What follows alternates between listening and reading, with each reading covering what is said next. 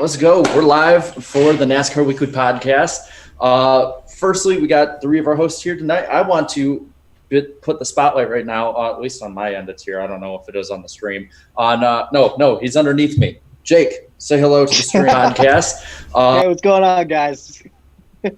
So yes, Jake is joining us tonight as our special guest. Let's just jump right on into it. What do you guys think of the Daytona Road Course? We can start with any of the races, really. The Xfinity one was the craziest. The Cup one was, the highest watched, I guess we could say. What would you guys think of the Daytona Road Course? Yeah, as usual. Yeah, yeah, that's the one thing the Cup race always has going for it. It's always the most watched. Yeah, I thought in general, the Daytona Road Course, I think, made a pretty positive impression on most fans and definitely on the drivers. I've heard only positive reviews from drivers so far. What I really liked was we had 4 races this weekend, and ARCA cars handle different than Cup cars and Xfinity and everything. But overall, they're all similar racing series that raced in very different conditions. From ARCA, it was kind of wet and dark. Xfinity, it was very wet and in the middle of the day. Trucks, it was extremely hot. There was at least a list of 10 drivers that needed medical attention due to heat exhaustion issues after that race, and luckily they've all been clear. They're all okay at this point. But grueling conditions for that race, and the Cup race wasn't too much different.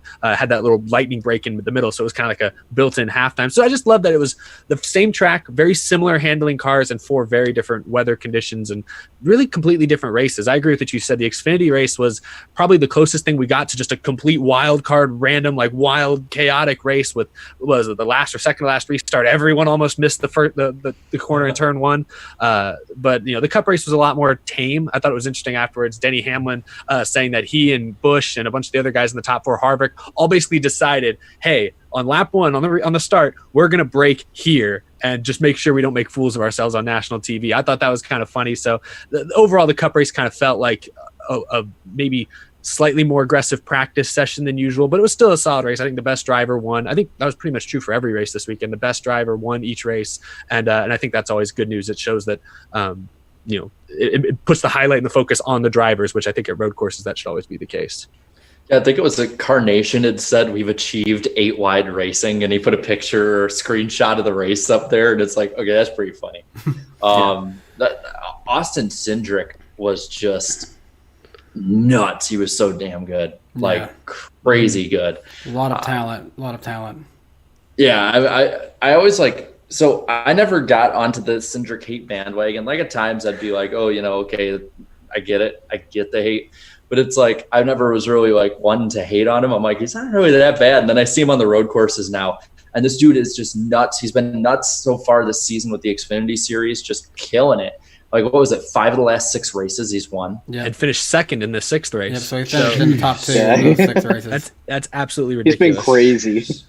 I mean, that dude's just like a freaking Terminator in a car, in this series. The Kaz Gralla incident a few years ago was pretty dumb, but I mean, other than that, I've gained nothing but respect for Austin Cindric over the last few years. I can't say he's a driver that truly excites me by any means, but I have a ton of respect for him, especially in road courses.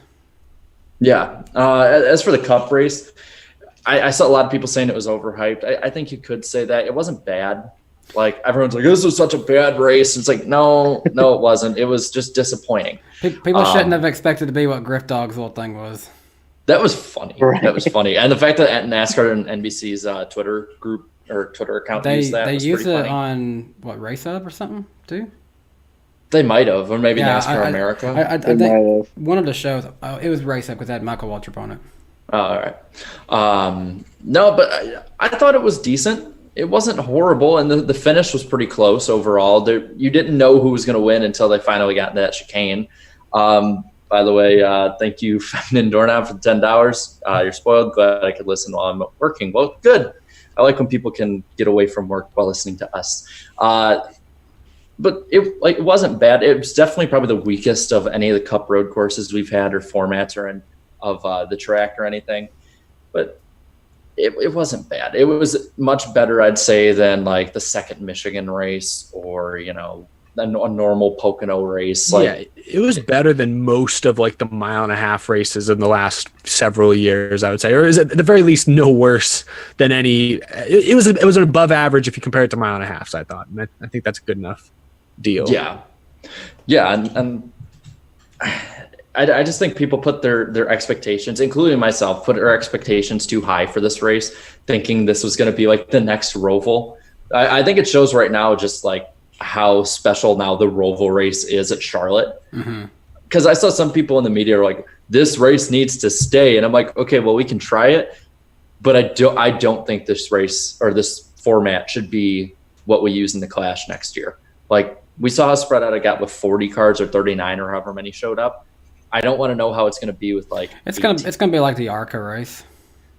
It won't be quite as bad as ARCA because there's at least still more than 7 competitive cars. And there's not as much of a talent gap in Cup as there is in ARCA. Yeah. True. But Jake, what'd you think, man? Oh, wait, go ahead. Yeah, I honestly enjoyed it. Like, I really enjoy road course racing, and I felt like that was actually like sort of like something completely different than like what we've seen with NASCAR, because that track is known for sport car racing. It's not known for NASCAR. Yeah. That track is known for real, like, I would say road racing, separate from stock car racing, because stock car road course racing, it's all beat and bang. It's all like getting like spinning people out, just survival, getting together. It's not pure. It's like driving, but like it's not like pure like road course racing like we see in Formula One, IndyCar, sport. Like I said earlier, sport car racing. So it was like a different feel, and I actually really enjoyed it. And there was plenty of battles that were happening, but production, I'd say, could have been better with showing some of those battles. There was a lot of passing for position, and kind of made the race on TV kind of look boring. But it was. I really enjoyed it. I don't know if that will last on the schedule. I think for trucks, perfect. Put that on the schedule. Make that the second Daytona date if they're gonna add a second Daytona date for trucks. But I enjoyed it, and if it comes on a schedule, I'm not going to complain. I'm going to enjoy it every single year. I want to ask the panel, though, like right now for years, at least all of us, when we grew up watching NASCAR, there was 2 road courses on the schedule. It was Watkins Glen, on the Cup schedule, I should say, Glen and Sonoma. And then they added the Roval, a playoff race, made a 3rd road course. What do you guys think is the right and proper number of road courses that you would like to see on the NASCAR Cup Series schedule? I think I could be fine with 4, but I'd like 3.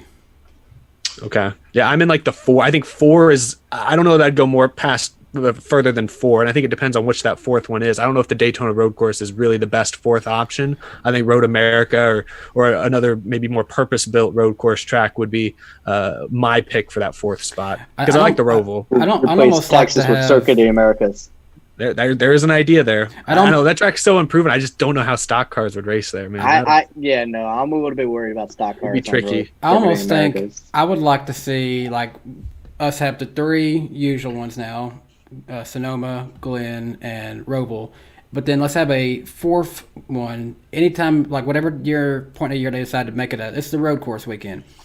Rotate the track. If you want to go to Canadian one year, do it. If you want to go to Road America one year, do it. But, just work it into it. Like, one track will get a year contract and it's going to go to someone else. I'm going to be in a little more radical boat. I think I would probably have 6 or so. I'd go that far. I'd have 5 or 6. I would say, but on that note, they need to have more short tracks. I don't think road courses should ever surpass short tracks in number of races in the Cup Series, so they need more short tracks. But again, you have the fairgrounds coming up, and maybe that gets a second date if the first date is really good. So that could be 8 right there. Iowa, technically, by what NASCAR's metrics are, is a short track, and there's a lot of rumors that Iowa could get added. So, you could have more there. So I'd say 5 or 6, to be honest with you. I think we need more variety. And, I know when it comes to type of tracks, there's like, oh, well, you have so many of a certain type of track. But road courses, in my opinion, are all individually a different track all in itself. I mean, obviously, but are all a different entity all in themselves and bring variety. Every new road course, in my opinion, brings more variety. Now, I don't think it should outnumber, short tracks, like I said, or like oval races in general. That's just not NASCAR, at least in my opinion. But I do think that we should have more. It would, in my opinion, make the variety a whole lot better. And I think it needs to be in different places in the country too. You can't just have them all congregated like in the Northeast. I'd say have a road course all over the place. If you need a street course in Chicago, like they're talking about, or LA or Texas, go for it. But other than that, I really, that's my big spiel on it, I guess. I like what you say there. I do agree. I could do more road courses perhaps, but I would also want NASCAR to add more short tracks. I like that statement. I don't want to see more road courses than short track races in the Cup Series. Right now there's 6 technically short track races in the Cup Series. If they add Fairgrounds in a few years, that'd be 7, maybe 8. If they add Iowa, that's another one, perhaps. So if you start to add a couple of those, then we can talk 5, 6, 7 road courses. I think you're right about the fact that they do each present a different challenge. That being said, the same players typically find the front of the field regardless of the road course. So I think it's maybe not quite as dramatic as you're hinting at right there, but I think there is that, clearly Sonoma races differently than Watkins Glen. That's obvious, but so I think you could sway me. I just, historically speaking, NASCAR cars are just built for ovals. That's where they've kind of made their name. And as humorous, as fun as it is to watch 8 wide at the first turn of the Daytona Road Course, it's not, I'm going to sound like such a prude. It's not, the purest form of racing. And I know I never talk about pure forms of racing. I'm over here I like stage racing. I like playoffs, all that shit. I know that's different for you, but there's a line. I can at least understand that fans watching from overseas, fans watching that maybe aren't always NASCAR fans, when they see 8 wide missing the corner at the Daytona Road Course, they're kind of lowering their eyebrows and just kind of shaking their heads at us a little bit. And I don't think that's always something we should always strive for, but they do put on a fun show at times, so it's not bad. The only problem with the addition of short tracks is just finding short tracks that are already at a level that can handle NASCAR, and there's not many out there that are prepared for it. Yeah, and that's the big problem right there. Gonna sound like such an old head here. North Wilkesboro and Rockingham are sitting there, owned by the companies. They're still owned by their respective companies, or can be bought at cheaper prices than most tracks would be. If you wanted more short tracks, you might have to honestly, renovating them might be the big thing you have to do, or just going somewhere that you would have to change stuff altogether with. I don't know, Bowman Gray. I don't know. Is Memphis technically a short track? What is that? If it's under a mile, NASCAR counts it as a short track. Okay. Gateway does not count. It's the same exact size as Richmond. Okay. Well, yeah. Memphis Gateway does not count, by the way. That's 1.25 miles. Everyone's like, add Gateway. We need more short tracks. And I'm like, bro, even by NASCAR's metrics, that's not a short track. Gateway is around the same size as Loudon. And nobody calls Loudon it's a little, exactly. Yeah. And nobody calls that a short track. It's actually roughly, maybe just a little bit under, but just a little bit under the same size as Darlington. But really quick, Philip Richards, thanks for the $2 super chat, says, would love to see them back in Montreal. I do think there should be at least one Cup race outside the United States. I agree. I love that's actually Go ahead. Oh, okay. Yeah, no, that's what I was actually going to say. 3 to 4, but the 4 track needs to be in Montreal. I feel like that would be perfect for Cup. And that track is it has the stands, it has the amount of people coming in. It's F1 grade A. It's got a good visual aspect of it. You can see the town in the background. I personally love that track way more than Canadian Tire.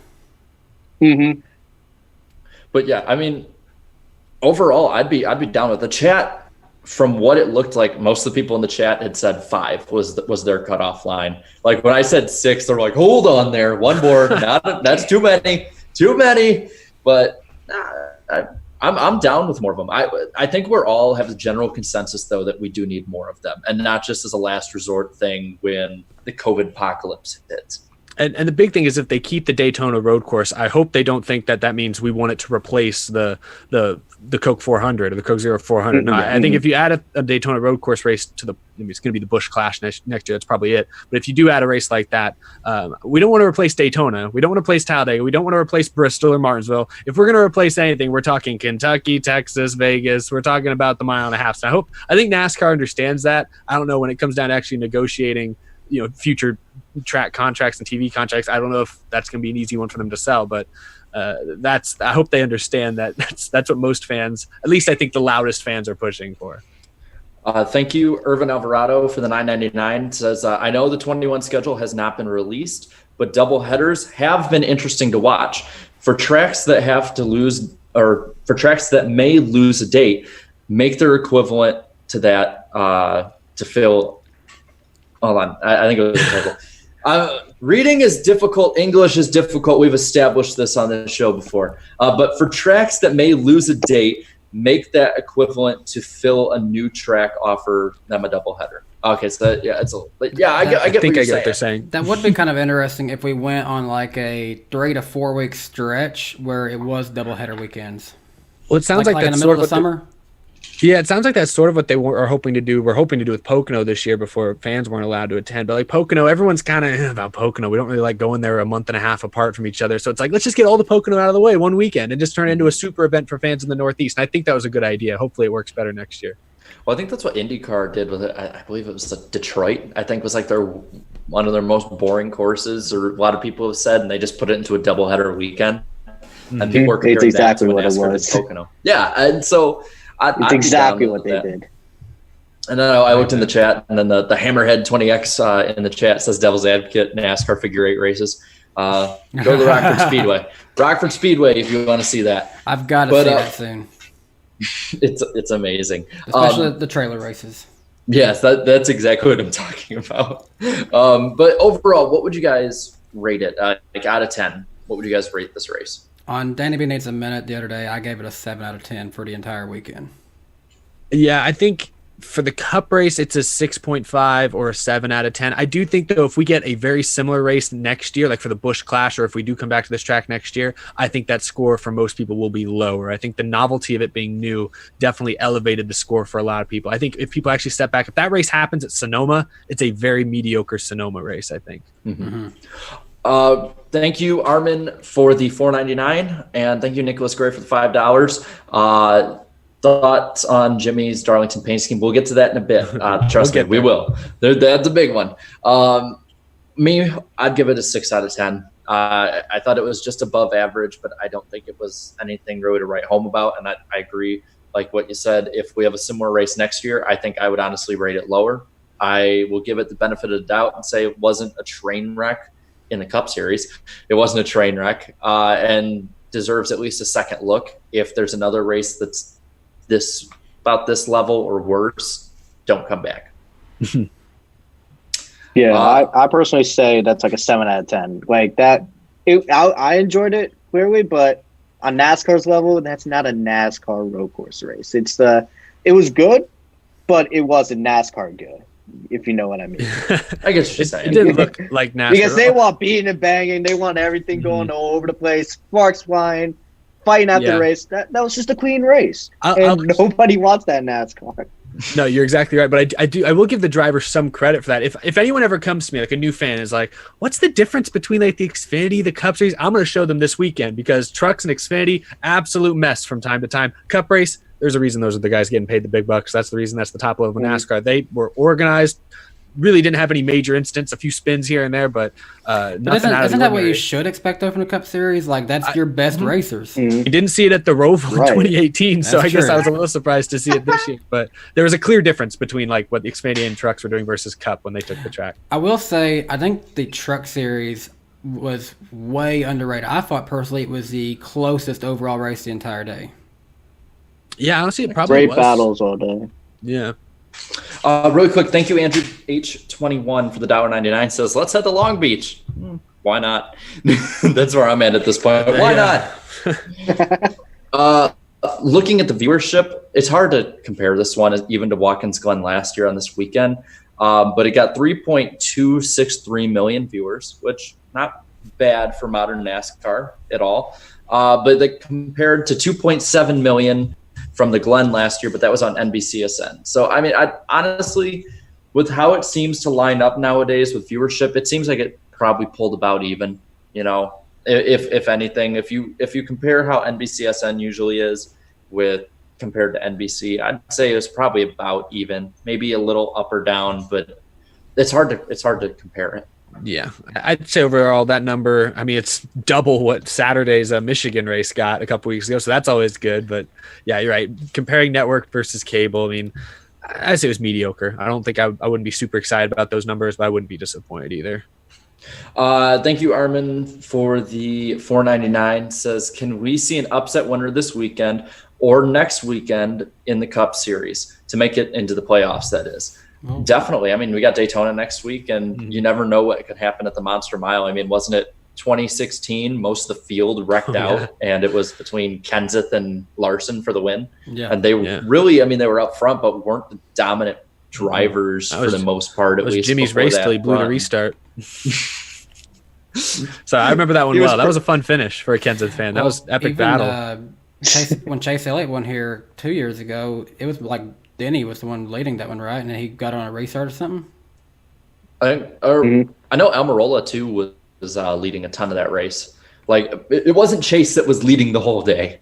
That's the big thing. But I guess if the chat allows it, we can look and see what they thought in the poll. What do you think, chat? Should we look at the poll or no? Like and now I wait for the lag or the delay buffer time. The joys or of they'll live just streaming. completely ignore me. That'd be hilarious if they did. Yep. They just completely ignore. They're like, really hey, funny. did he say something? Oh my gosh, the chat is spiraling out of control. All right, I guess we'll look at the poll. All right.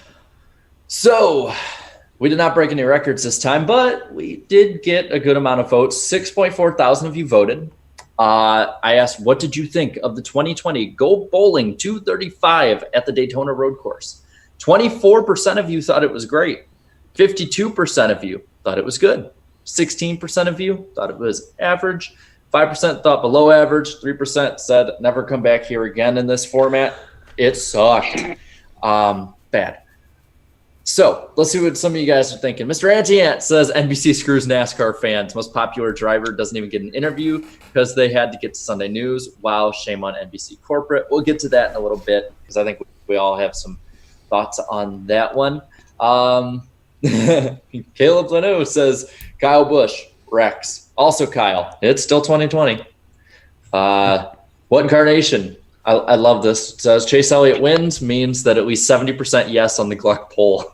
I like that one. Let me scroll down a little bit because I always read the top comments, but I should see what some of the people without the highest rated comments were saying. Let's see. Elite Soulfly says it would have been great if it was a 400. It was way too short. What do you guys think about that? Way too short? Yay or nay? It was hard to judge because of the lightning delay. Kind of threw off the timing. It did feel a little quick, but it felt like it was going to be in the 2.5 hour range. But again, I personally think most Cup races should aim to be 2.5 to 3 hours long. So I didn't hate it. It was a little quick, but I didn't hate it. Let me look real quick on Racing Reference because I usually have the time of the race on there. I mean, granted, added time for the caution has to be put into effect here. 2:37. So yeah, that's not bad at all. Is that including the delay or is that? That's not including the delay. The average speed was 89 miles per hour. That might have been that might have been what was real. And I think that most of the race, other than 7 laps of the 65 lap race being under caution, probably affected that thought too. But I honestly like the length. I think that's about where you should cap it off. I don't think we should be doing like hour and a half long Cup races. I think that's too short. Even 2 is pushing it a ton for me. Yeah. Let's see what else we got. Fish Production says, call me a hater, but this track is like a worse Sonoma. Unpopular opinion here. I think they should go back to the Sonoma layout they had for most of the 2000s. Oh yeah, that was the best Sonoma for sure. Is that your opinion, Jared, or is that the chat comment? I like that. Oh, that's my opinion. Okay, I agree with you. That's a fact, Eric. I apologize. I couldn't tell. Michael Ridlingard says, I'll admit that I love all road courses. Well, cool, man. I'm glad. You probably had a really good day then watching it. Hot take. Cool. A lot of people are saying more road courses. Kamek says, is there an average, yet it's also hard to grade this for the first time? I guess, for a first-time track, it's kind of hard to grade it, but I'm just talking in general what you think. Let's see. Let's see what the last comment was. Let's see. Last week we were proven wrong. It wasn't completely negative, so It's probably going to be a Chase Elliott slander comment. I guarantee you. Oh, I saw one. Michael Roots' twin brother put, "It was terrible." Just kidding. That's nice. Freedomator. Oh, Okay. sorry. There's I think there's a little delay here, but Freedomator says first 40 laps, thumbs up emoji. Rest of them, and it shows him puking. Man, That's because Chase Elliott won. The See, I last told you, 12 races, Chase I Elliott- guess. I told you that would be Chase Elliott slander. no, that wasn't the last one. The last one Oh. is from an account called Justin Haley. Oh, Who that's says- good to see him here. He says this whole weekend was a disappointment. The chicane sucked. Okay, it wasn't Chase Elliott slander, but it was negative again. So we're back on that thread. We're back on it, baby. There's a few responses. Let's see. One's just LMAO. And then the other one is, you might want to check your spoiler. I think there's some grass in there also. I like this driver cult. It's annoying, but could be funny. Oh, it's the parody driver accounts. There's ones for Chris Fontaine. And Chris Fontaine's the big one on my channel. He's just all Same. over the place. Uncle Chris Fontaine, I think is what he's called out there. It's funny as hell. Mm-hmm. But yeah, that was the poll. And really quick, while we're shifting over a little bit, I could be wrong. I probably am, but on my screen it says 44 likes to 236 watching.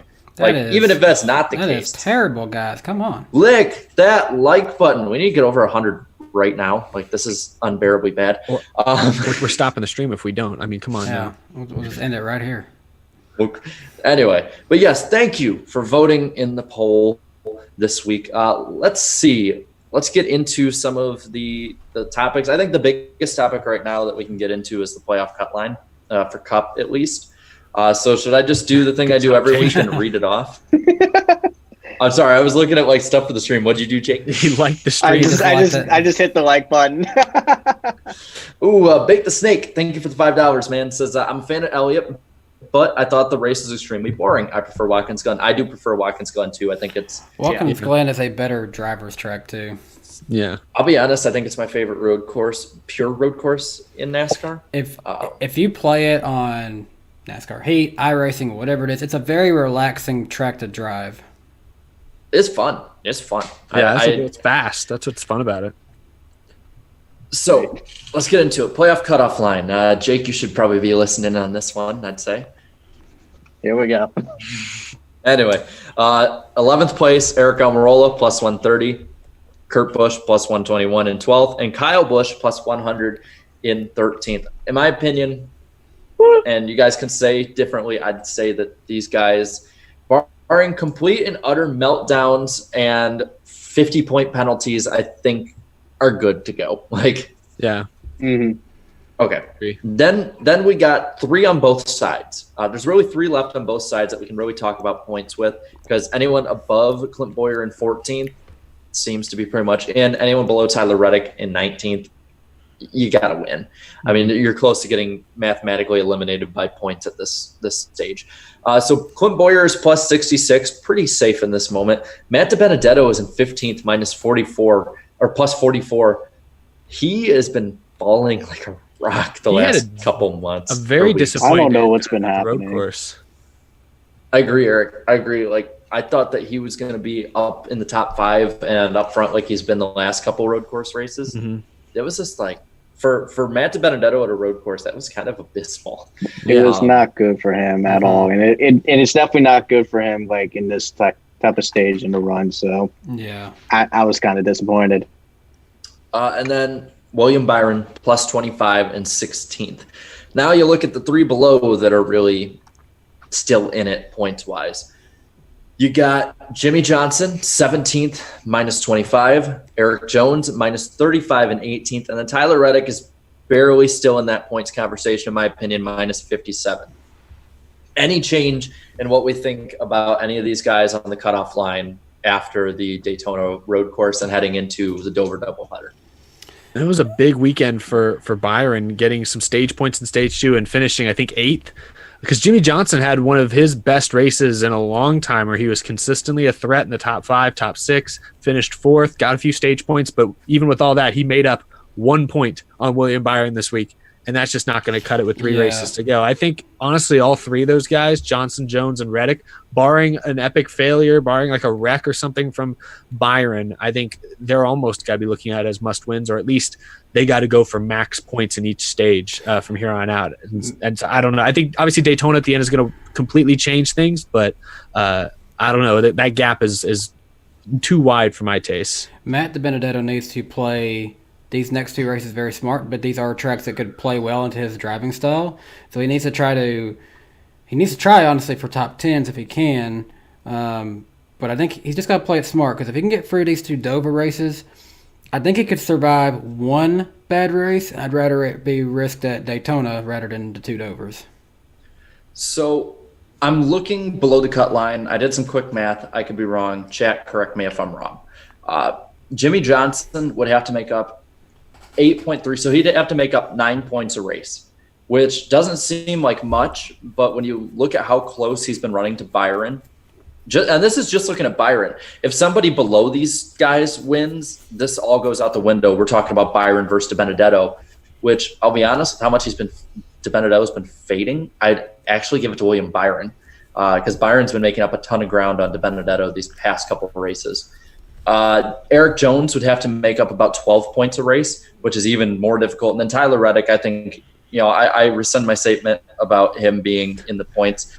He'd have to make up about 19 to 20 points a race. That would mean him. He would need to finish second in like these next 3 races, basically. He would have to make up 9 points a race on Jimmy Johnson. I don't know about Reddick. I think Reddick and Jones are looking at must wins for sure. But luckily, I think Dover and Jones has won at Daytona twice, once for points, one in the Clash in his career. So I think he's got those circled. I think Jimmy is probably the only guy at this point who's really looking at trying to point his way in. But like you said, Jarrett, he and Byron have run very similarly. And remember, they're also both Hendrick cars. So I think just in general, they're always going to run pretty similar to one another because their equipment's coming from the same shop. So I think Jimmy, he's the guy I'm watching closest here at Dover because he's won so many times at Dover in his career. And it's, I don't know, this might be his really best chance to get a win this season since in a long time. I don't know if there's since when. He hasn't had that many great chances this year, but I think there's a lot of pressure on the 48 this weekend. Yeah, no, this weekend I think is Jimmy Johnson's best chance, because Daytona, that's everybody's chance to get in. That's if he doesn't win at Dover, I think he's screwed at this point. So Dover, he's very strong there. He knows the track. He loves the track. He's won there 10 times. If he doesn't get a win there, I think we could actually consider everybody below 16th, even maybe 16th, that's the bubble spot. But anybody below 16th, just completely out at that point. Yeah, I think win. Going into this weekend, honestly, Hendrick needs to focus their best stuff on the 24 and 48 this weekend. And they are capable of producing cars that could win this race. Chase Elliott did win in 2018. Last year in the spring race, both Elliott and Alex Bowman had cars that looked like they could win. So it's definitely a possibility that they could put together 2 great cars this weekend. Now, Jake, I want to ask you as the resident Kyle Busch fan on the panel tonight, how overall does he generally do at Dover? Because from what I've seen, it's he's either really, really good or really, really bad. Recently, really not that good. He just really bad luck in general, just especially in the Gen 6 era. Especially when he has pedigree on the car. Yeah, no, you better keep pedigree off the car if you're going to get him to win. But overall, Dover, has been, okay, I would say, if he has, the luck to be there. If he does have the luck, he's really good, and he can actually be up there to win. But Cabos 2018, I don't know if he's going to be able to win before the playoffs at this point. I only ask this because we are coming up on Daytona, and there is a certain driver by the name of Ricky Stenhouse Jr. who, as much as people want to meme him, is honest to God one of the best super speedway. I almost said He's the favorite to get have. in at that point. Yeah. I mean, it plays into his wheelhouse. He's currently 24th in points, and he could theoretically be in the playoffs in just 3 weeks. And the reason I say that is because, 75 points is a little over a race, but if Busch has that luck, he's still on that line. I'm going to keep beating this drum until he's mathematically clinched into the chase or the playoffs. I think he's going to be clinched in this Sunday. I don't think he's going to. He's But going to be clinched in, at this point. If what happens at New Hampshire happens, if what happens last week happens. Yeah, that's really the only thing I'm worried about. I'm probably going to regret this, but I guarantee that Eric Almirola and Kurt Busch will be locked in. Eric Almirola, I think, will be locked in on Saturday.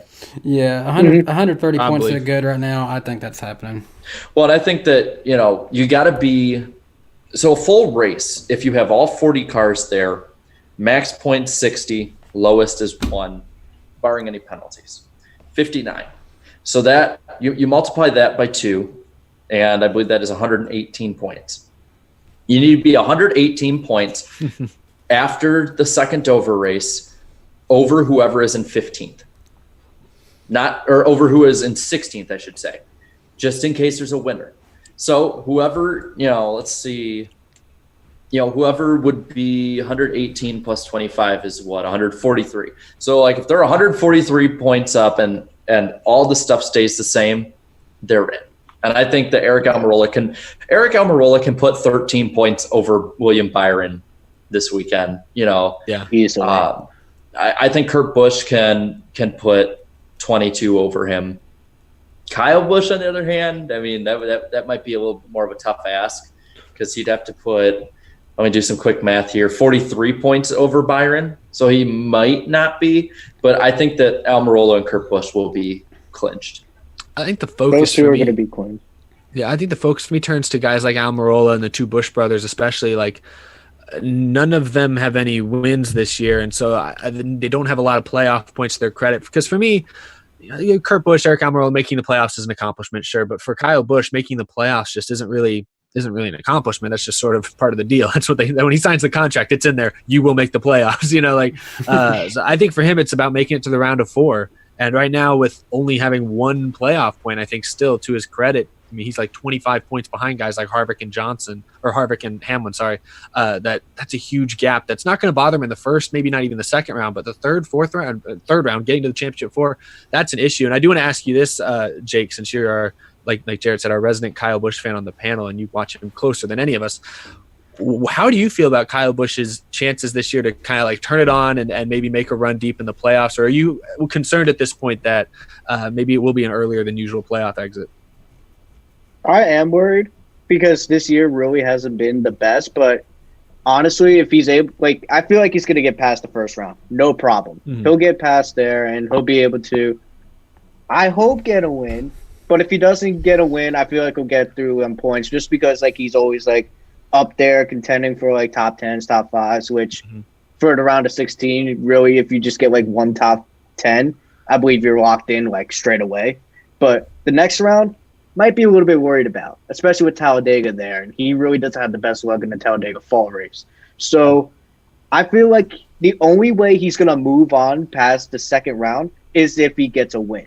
And if he doesn't get a win, I think he's just not going to be in it after that. He needs to rack up playoff points. He needs to rack up everything. I feel like this year hasn't been the complete best with getting playoff points. Just 1 playoff point, which is insane.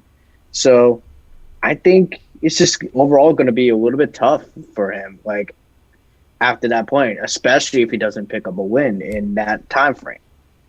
Yeah, I think even just 1 win for Kyle Busch would give him valuable playoff points. I think more than anything would give him the confidence. Not that Kyle Busch needs any more confidence, but I mean, even Jimmy Johnson, just 3 years ago was top of the world still, and now we've seen how quickly he seems a little gun shy, a little jittery sometimes out on the racetrack. So, I think I wouldn't count out Kyle Busch just yet, but I think the conversation for me shifts now towards October. What's he doing in October, and how does he move on past the second round? Now, I will say, I said it last week, but I'm going to say it again. As someone who was a Dale Jr. fan through late 2008 through 2011, I laugh at the Kyle Busch fans saying how horrible it is in the end of the world. Y'all have it good. Y'all have it real good. Like, if this is the end of the, like, trust me, there were about 4 straight years where I wish this was the end of the world. Like, that just, and I don't say that to rub it in as much as I say that to say, like, that's just how good he has been consistently from 2010.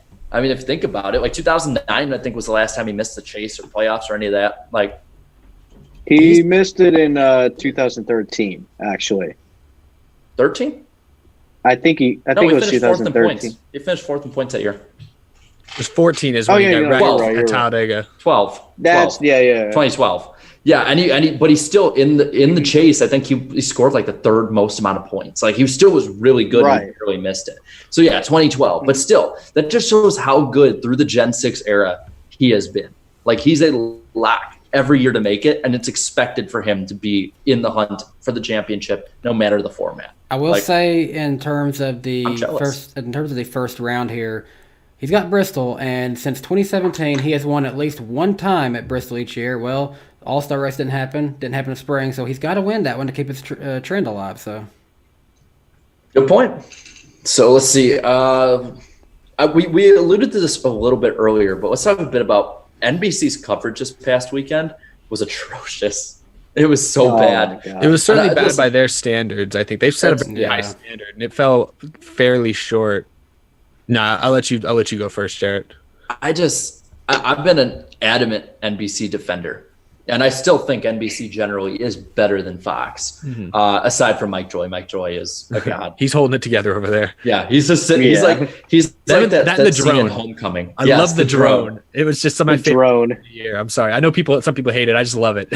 Mike Joy is that equivalent of Spider-Man Homecoming, is it Homecoming, where he's holding the ship together, and then the drone comes in as Iron Man to push it back in.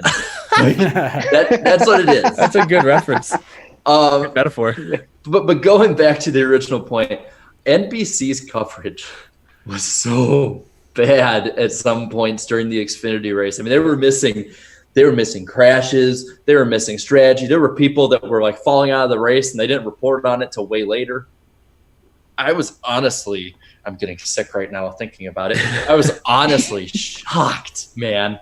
I was shocked. I'd known that they'd slipped up a few times. And I know during the pandemic, like, stuff is different. They're not at the track. And I hope that's not something that continues afterwards. I know it's something that they're entertaining. Both networks are entertaining not having the announcers at the track. I think it showed, especially at a road course, it shows not having them at the track is a huge detriment to the overall experience, because they can't see anything except what the camera show them. Granted, when there's a car spinning on the bottom of the camera, they should see that. They missed it a couple times this weekend. They missed it, yes. But I mean, and it's not just NBC as a whole. Like, the announcers too were not on it. They were either yelling too much or seemed like they were just, wanting to fall asleep during it. It was a really bad showing. Now, the Cup race, I think, got better as it went on. But I made the joke on Twitter, and I put a bit of a meme out there for it. It was the Thanos meme with Gamora. And it's like, did you bring Wally's World back? Yes. What did it cost? Everything. Marvel memes today. You're on it. Yeah, man. I'm like a connoisseur of useless information is what I like to call myself. But I want to ask you guys, like, am I overreacting here? I know Fox has had some pretty awful, like, this wasn't like Fox 2019 with the Truck Series where they missed the last lap bad. But it was pretty bad. It was pretty bad, man. It was bad. It certainly just felt like the energy, like you said, it fluctuated. But I think more often than not, the energy just wasn't there. And I think, especially since Dale Jr. got to NBC in 2018, that's been the biggest thing they have going for them over Fox is the energy. With Fox, it honestly just feels like Mike Joy and Jeff Gordon are calling a lazy Sunday drive. Whereas with Rick Allen and Steve Letarte and Dale Jr., they shout over each other a lot, but at least you feel like there's energy. You feel like there's tension. You feel like there's something, like there's actually a world-class sporting event going on before your eyes rather than just a novelty that's happening at a distance. But I do think you're right, Jared. I think not being at the track, this was the first road course race of the year, and I think that really made a difference because you're right. They can't see every nook and cranny like they maybe would be able to if they were there in person. And I understand why they're doing it. In the case of Fox's case, I 100% got why they do it because Mike Joy is like 70 years old or something like that. I completely got it. In the case of NBC, I understand everyone's being precautious, but I mean, they had Mike Tirico out at the Indianapolis road course race. Like, I don't understand why Dale Jr. and these guys aren't in the booth in person in some capacity. I do think at some point that should change, but I understand health and safety first. But I don't know. That seems like an overreaction to me. But obviously, the biggest insult to me was NBC cutting away from the finish about 15 seconds after Chase Elliott crossed the finish. I don't even think fourth place had gotten to the line yet. I mean, it was they cut away so fast and with minimal explanation. I understand. In the time of COVID, they had hockey that's usually not on in August. They had hockey on NBCSN. They had, I guess they had the nightly news, which I don't know everything behind the scenes at NBC. Maybe they have certain agreements in place where they have to give that show a certain set amount of time. I understand all that. I understand there was a 40 minute lightning delay that they didn't see coming. They didn't expect, although it's Daytona in August. I'm not sure why they didn't expect it. I understand there's a lot of extenuating circumstances, but I just thought that could have been handled better. It took them a day to show us the replay of the Bubba Wallace incident on the last lap. It took them a day to finally publish the footage on social media of Logano and Bowman getting into Bubba Wallace. And to me, it just makes it look like you don't care. I know that's not what NBC is going for. I obviously know NBC, they've added Brad Doherty to their programming this last couple weeks. They obviously care about motorsports, but that gave the illusion, the look that they don't. And I think that's what's bad, because I think now more than ever, NASCAR needs partners. They need people talking about it who show that they care. If NASCAR appears to just be an afterthought to people, guess what? NASCAR is going to become an afterthought to people. But if the networks show that they 100% care, especially when the most popular driver in the sport just won at the most popular track in the sport, the most recognizable track, that needs to get more than 13 seconds of Chase Elliott wins, we'll see you next week. That needs at the very least a couple minutes for an interview, for burnouts, for whatever it may be. And that was disappointing to me. I understand difficult times, but I can't imagine that couldn't have been handled better. I don't know about you guys, but with the introduction of streaming apps, we have the NBC Sports app. Personally, that's how I watch all my races. I watch it all on the NBC Sports app now. Why couldn't they have theoretically just said, for exclusive post-race content, please head on over to the NBC Sports app. If you're watching on your local NBC affiliate, we're going to the nightly news. Just do it like that. Exactly. That would have been easy to do. I'm not going to question putting on the nightly news, just because, especially with COVID going on, an election year, all this big stuff going on. They need the nightly news. I'm not gonna rag on them for that. And that's completely I don't get why people are ragging on Burton and Rick Allen and Dale Jr. and Steve Letarte. That's not them, No.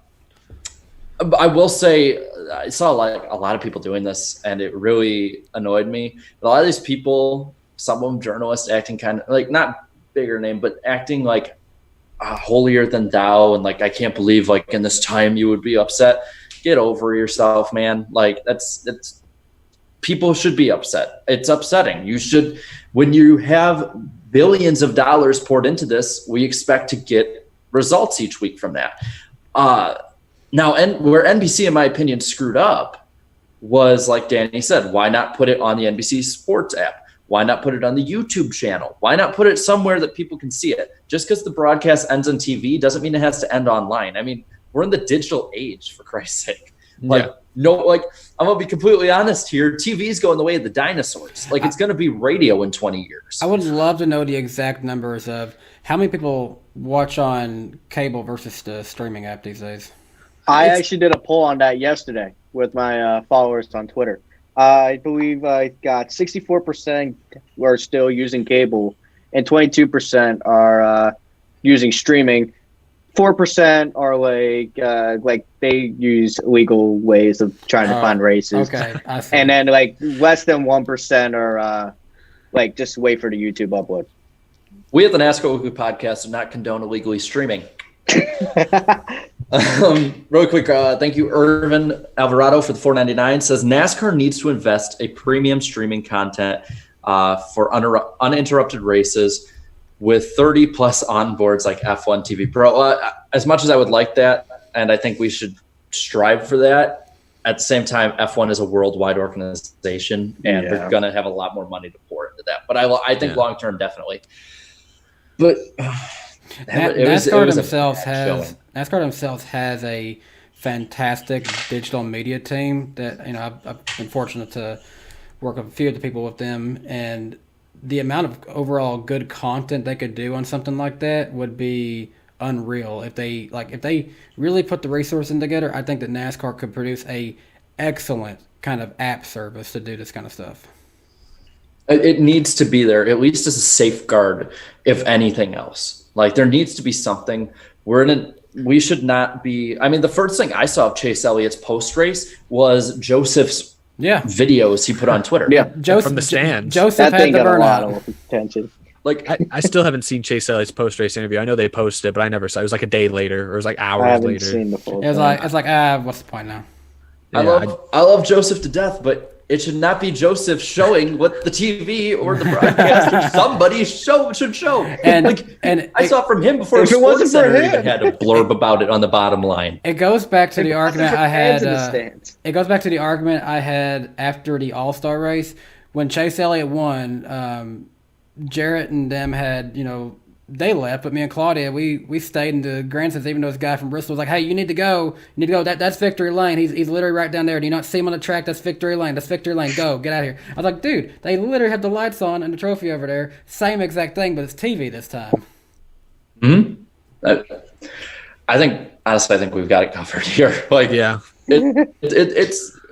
I think it's just a matter of now the networks have to catch up with the modern era.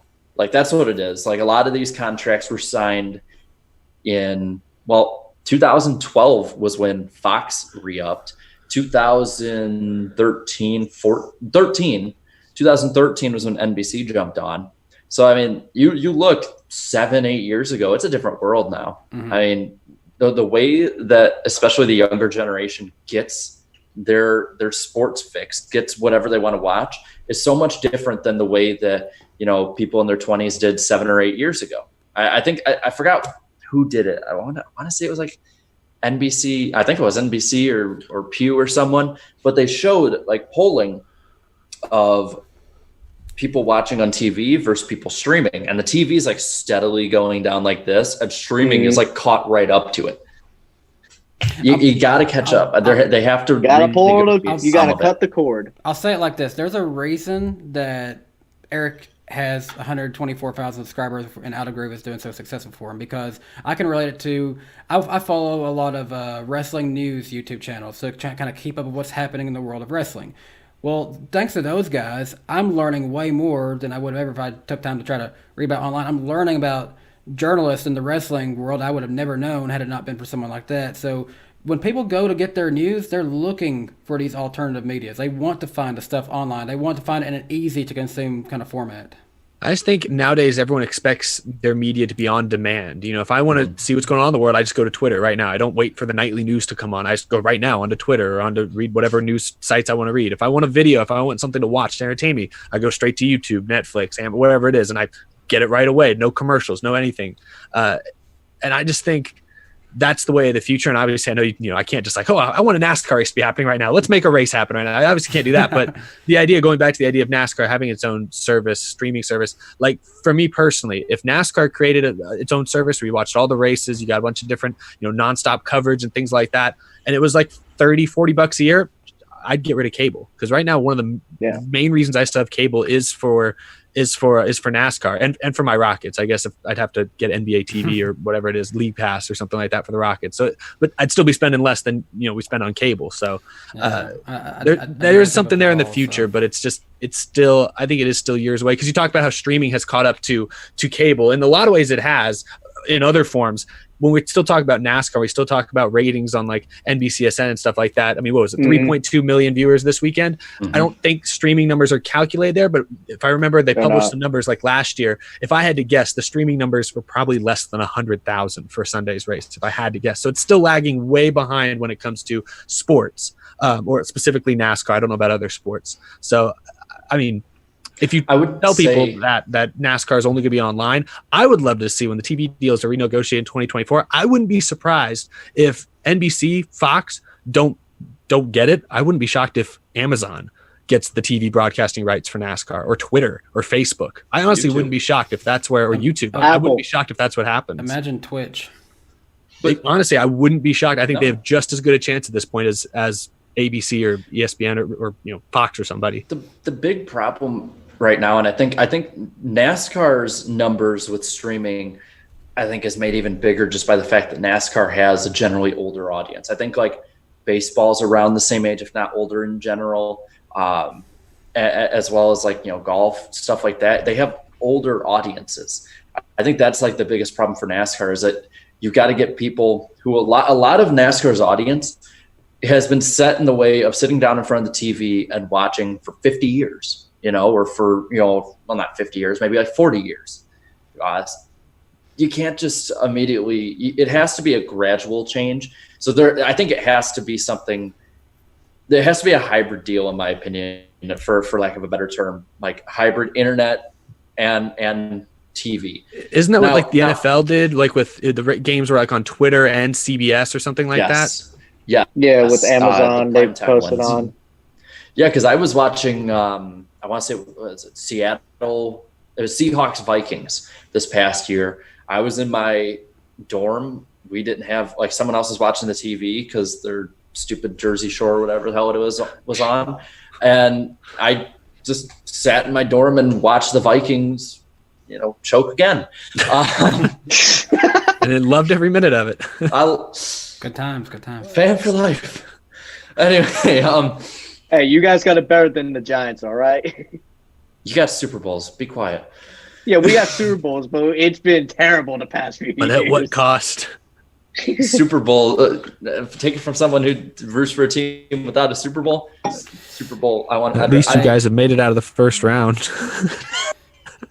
Oh, yeah. I was sitting here about to feel bad about my Titans. I was like, yeah, we went to one of those one time. And I'm like, oh, wait, Eric. At least your team didn't once become the Titans. Oh, poor Fish is a Lions fan. I think. Oh no! If we don't have anything else though on the TV, because I think we pretty much covered all the bases on it. Like, we have strong opinions on our TV and our viewership, but if not, Danny, I guess we could enter into that one round. What's it called? Hold on, guys. Hold on. Sorry, there's a severe thunderstorm warning in the air right now. Oh gosh! I think it's on me again. Why? No. Ducking cover. It's on me. Welcome to the lightning round, everybody. Jarrett, take us away into the lightning round. Well, we already saw this, but Austin Dillon missed the Daytona Road Course due to COVID. Was substituted with Kaz Grala, and how have we not talked about Kaz Grala yet? Top 10. I know. Whoa. Top 10, and he is one of, I think, only 49 drivers in NASCAR history to lead a lap in their first start in the Cup Series. So, congrats. Pretty good. Well, and I remember we talked to him a bit at Bristol last year, and the dude he's like, just give me a chance. That's all I need. I just need a chance. He got a chance, and he really showed off pretty well. I don't know if anyone noticed this, but the Daytona 500 logo has changed for 2021 a little bit. It's like everything is like chrome in the future. Chrome future. Anyway, there's like the 20 and then 21 and the NASCAR logo. And then I saw the qualifying logo and it's so cringe. It's brought by Kroger. And so they have 20, Kroger, 21. And I'm like, oh, somebody has to redesign that like a little bit or like tweak that because that looks bad. Do you think it's already fixed for the Kroger car to get the pole again? If they do, I'm going to like have a video where I have a tinfoil hat on. Yeah. The globalist caused it for Stenhouse to win. There's a next gen that was tested at Daytona with a small blade.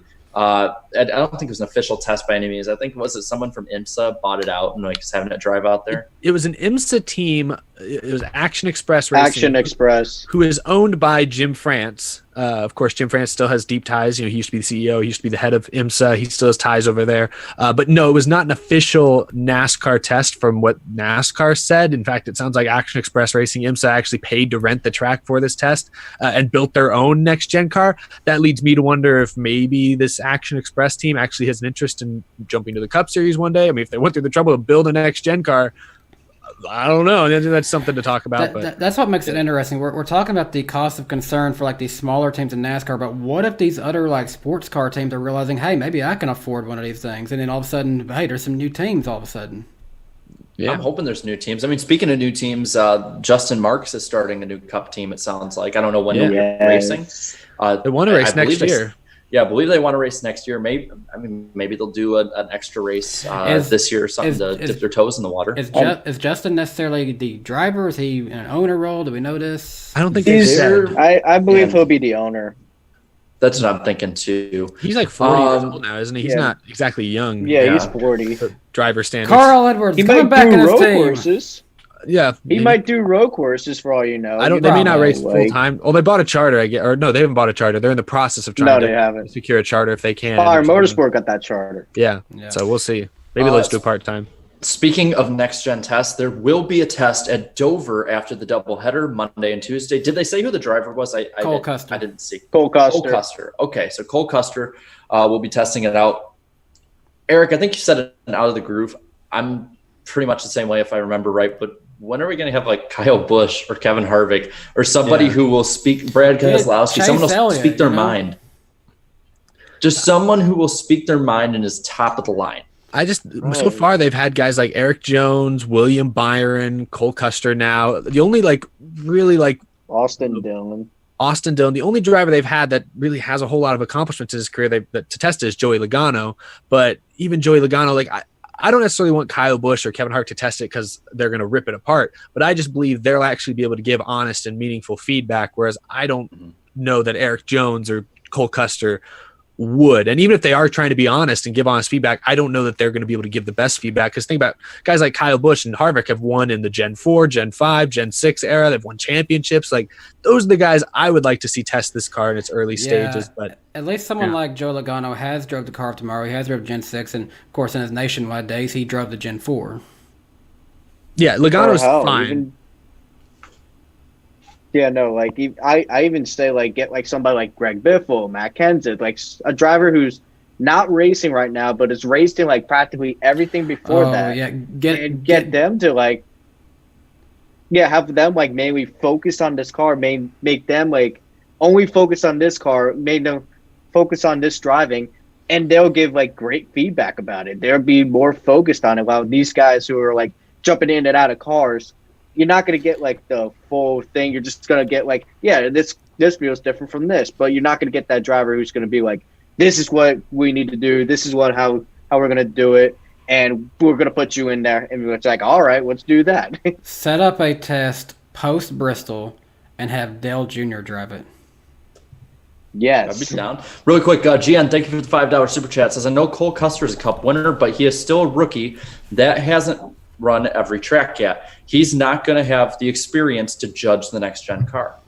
That's also a good point. I mean, it's fine. I think the purpose of a lot of these tests isn't necessarily to get driver feedback. I think it's more to just make sure the cars themselves don't fall apart on these different types of tracks and testing things like that. So I don't know how important driver feedback really is, but I would hope NASCAR has at least asked someone like Kevin Harvick to test the car. If Harvick's declined because he has better things to do on a Tuesday than test a car in Dover, Delaware, fine. But then if Harvick tries to criticize the car in a year and a half, I'm going to be well, why didn't you had a chance to test it and you didn't? So I would like to see veteran drivers test the car earlier rather than later, because now is when it's easier to make changes. So if TRD was able to lure Carl Edwards to just come do a sim rig, can we even lure him out?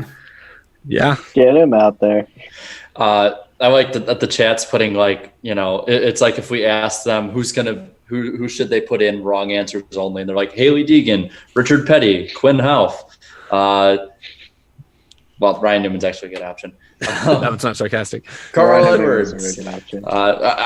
Ryan Newman would actually be the best option for this, if you think about it. He's the guy with the mechanical engineering degree. He's the one that's been bringing up all these safety innovations for the cars. He could be the best guy to test out this car. He's been bringing those up inadvertently, though, through crashes at super speedways.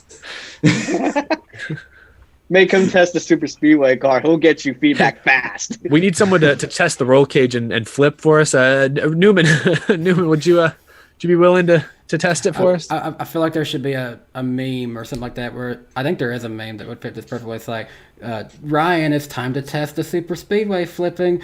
Yes, a NASCAR. No, we need to find out how hard it actually can be to pass with the next gen car. So we'll have Ryan Newman run out there like the rabbit in track, and then go from there. Someone said Dylan Kwasniewski and Mike Harmon. Well, speaking of Mike The real Harmon, estate agents out. speaking of Mike Harmon, they got their stuff stolen this past week. I know. Still no word on that.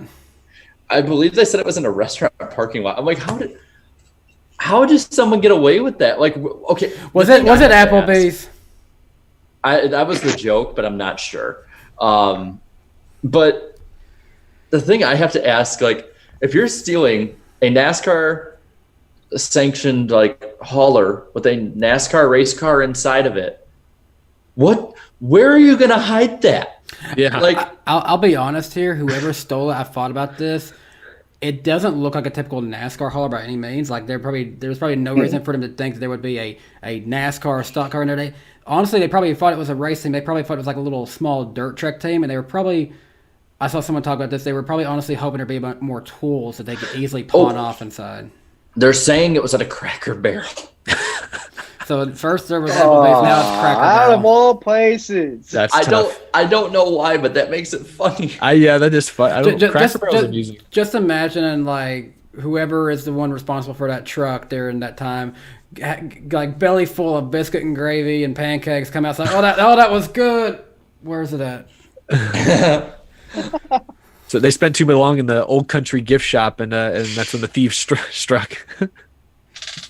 Listen, we do feel bad. For, obviously it's awful. Yeah, we do. It's just like, how many times has this happened since like 2015? It seems like it's like once a year someone's hauler either gets stolen or flipped over by something. Like it's. Well, I'm baffled. There was like I think it was last year. There was like a week where haulers like caught on fire, wrecked, or something like that. It's nuts. Mm-hmm. Didn't the JTG haulers wreck like on the way to Daytona this year or something like that? I think both of them crashed at one point. Kansas had a fire, I think. Mm-hmm. No, last year before Kansas, something happened with like tons of haulers were like getting blown over by the wind and stuff, and like some of them were like caught on fire, and it was because people were like, "Is there a curse going on here?" And I remember because my dad and I were going to go to that Kansas race, and we're like, "Oh, that's weird." Okay, then, like that's kind of sketchy. But anyway, other stories here, like we talked about a little bit. Carl Edwards is in the Toyota simulator, and I think people are reading way too deep into this. I'm just surprised. Like he's not coming back to race. That's definitely not for Toyota. I can't imagine that's going to happen. But just the fact that they got him to this, the fact that he has a relationship with JGR or Toyota at all still is what surprised me. I get the impression he had shut out basically anyone affiliated with NASCAR for the last several years. So the fact that he is still prowling the ground, still somewhat invested in a specific team and a manufacturer, that's what I found the most surprising. Just as a Carl Edwards fan, wanting to know what he's up to, I'm just surprised. You remember when we had Mark Barton on the show a couple weeks ago, and he was basically telling us how Rick Hendrick was just blowing up his phone all the time. I kind of imagine Carl is getting a lot of those similar calls pretty often. Really quick, I want to thank Flying Gator for the $1.99 super chat. It says Applebee's stole the trailer because he went to Cracker Barrel. That's a good theory. Claudia just texted me. It was stolen at 5:55 in the morning. Mm-hmm. Why would they at a Cracker Barrel? What time does Cracker Barrel open? I didn't know Cracker Barrel was open at 5:55. Mike Harmon, man, early bird gets the pancakes and biscuits and stuff. I saw the place that place was stolen. That's near Savannah. That's nowhere near Atlanta, like where everybody else lives. So if you lose anything out there, it's gone. You're gonna have a very hard time trying to find it. Fact checkers in the chat, check and see when Cracker Barrel opens for us. Mr. Antiant says $1.99 says for Jake, Kyle Busch will go winless in 2020. You know what? Them's fighting words. What, Jake? What? What are you gonna do about it? He's just not good this year. You can call it a hangover. It's bad luck at this point. My local Cracker Barrel says it opens at 7 a.m. But that's Central Time, which would be 6 a.m. Eastern Time. But still, that's before they should be open, technically. Something's not adding up. They were waiting in line at Cracker Barrel. They're like, the truck's leaving. So now I'm imagining let me go get that truck real quick, son. I'll arrive with you. Now I'm imagining the Mike Harmon team saw people literally heading into Cracker Barrel early in the morning. Like, oh, hey, we're coming in. Feel bad laughing because obviously it's a tough situation. I know. Cracker Barrel makes any situation more amusing than it should be. That's right. It's just so outrageous. It sounds like a story written by The Onion. Honestly, yeah. It does. It does. NASCAR team gets hauler stolen in Cracker Barrel parking lot Before the store opens. Says the biscuits and gravy were worth it. I feel so bad for laughing, but it's one of those stories that you could make into like one of those like crappy 90s comedies. Yeah, this could turn into an episode of a sitcom and win awards pretty quickly. I'll tell you what, this is one big lightning strike here. Thank you, Nicholas Gray, for the $5 super chat. Says, if you really want to test the new car and see if something falls off, have Ricky Stenhouse test it. Dang, that's just disrespectful. Damn, super chats that are left by viewers of the NASCAR Weekly podcast do not show our true values and thoughts. So thank you. We just might accidentally laugh at it. They paid good money for that message. Yes, and as long as it's appropriate, we'll read it. Anyway, back to the lightning round that we have strayed away from. Wally's World was back. How'd y'all like it? Wally's World. Wally's World. He was funny. I liked it. He's like, I'd like to run up to the wall here just for no reason. I just like the wall. That was good commentary. I guess I get why. I love how they use the old graphics too. Yeah. I get why he drove what he did. It's a pace car, a new Toyota Supra, but I sell Toyotas, guys. It's not right because he's not driving a manual race car. In my opinion, I would have loved to have seen him handling a manual for this. Like, put him into the NBC Sports, like, stock car or something like that, because all Supras are automatic. There's no manual Supras out there. So he's kind of just, like, cruising. Really quick, thank you, Mr. Antiant, for the $4.99. Says, lol, just don't see it. Denny is the only JGR car running up front. Very surprised how Truex's dominance has fallen off, probably because of no Cole Pern. But he's not dominant, but he's still fast. And then Mr. Awesome 04, thank you for the $1.99, says Timmy should test the Gen 7 car for sure. Hey, can we go back to Wally's World for a second? That's the simulator with him. Claudia just texted me something I forgot about. Wally accidentally called it the Daytona Motor Speedway. Oh yeah, forgot about that. That was a thing. That is pretty funny. That is pretty funny. Well, to be fair, I forgot what race I was watching. It was like an old, I think like 2009 race, and somebody like called it like Michigan, the Michigan Motor Speedway. So it kind of makes me think back to like when I was playing middle school football. We were the HY, Livesey, Panthers or something like that. It was a collection of middle schools all into one middle school. And we went to one game on the road, and they called us the Livesey Academy Eagles. And I was like, that's not even close to right. Wow. Really quick, back to racing here. Chase Elliott and Team Rubicon will be teaming up for the Dover race. I don't know if it's a doubleheader or just one of the races. So there's that to look at. And then Jimmy Johnson's car will now be on Miles the Monster's hand right after they changed the paint scheme. Well, now you know why they had to change the paint scheme, because the old one got stolen by Miles the Monster. So everyone's getting stolen out here. Thank you, Billy88 Joe, for the $4.99. Says, do you guys believe that Roush will add a third team? And if so, who will get behind the wheel? I don't think they will, to be honest. I think Biffle runs the 16 at Daytona next year. That'll be fun. He runs the 69. Unless Roush has like factory support from Penske to get Cindric in the car, I don't see it happening. Imagine that's actually a possibility. I didn't think about that. Imagine the Biffle running the 69, but in like the old, the 6 on his old 16 font. Imagine that just, inverted. that would look wild. Jake, you just made me think of something really good here, actually. What if the weird kind of scenario, right now there's kind of a debate on, does Tony Stewart want to push to get Kyle Larson in one of his cars? Well, what's going to become of Chase Briscoe? Where is he going to go? Is there a chance we see an alliance form between SHR and Roush Fenway to get, another driver in there somehow? Roush just become like a mid-pack team, so like they haven't been looking good. So I wouldn't be surprised if they like team up with like a team like that and actually like get, because Ford's giving them more factory support now, team up with them so they could get at least some more factory support from Ford. I think Jack Roush as far as I know, they don't have an alliance with anybody else. In fact, teams have an alliance with I think them. it's Front Row Racing they had. Yeah. So alliance with. I think Jack Roush and that team, I think they're just too proud to move over to team up with like SHR. It really goes deep into Jack's like history. You know, back in the day, like, you know, he used to pride himself in what he could do with Ford, and now it's not the case. Don't all the Fords still run Roush Yates engines? Do they still? A lot of them do. I don't know if that's true. I know they used to. They're definitely feeding Penske and Tony Stewart a little bit more there, though. I think, I don't know. Really quick, thank you, Mr. Antiant, for another $4.99 super chat. This one's for you, Eric. Oh boy! It says, in regard to your video today, do you think that Tony Stewart told NASCAR to reinstate Larson because he's going to boot Boyer out, and put Larson in the 14 in 2021? Well, we might get into that later. I'm not sure, but I think Tony Stewart would like to, if he can find a sponsor, a significant sponsor, not just like a 1 or 2 race sponsor. I think he needs to be like a 10 or 15 race sponsor for Larson. I think Tony Stewart will definitely put Kyle Larson in that car. I don't think it's like close to being a done deal right now, but I think he would like to put Larson in that car if he can.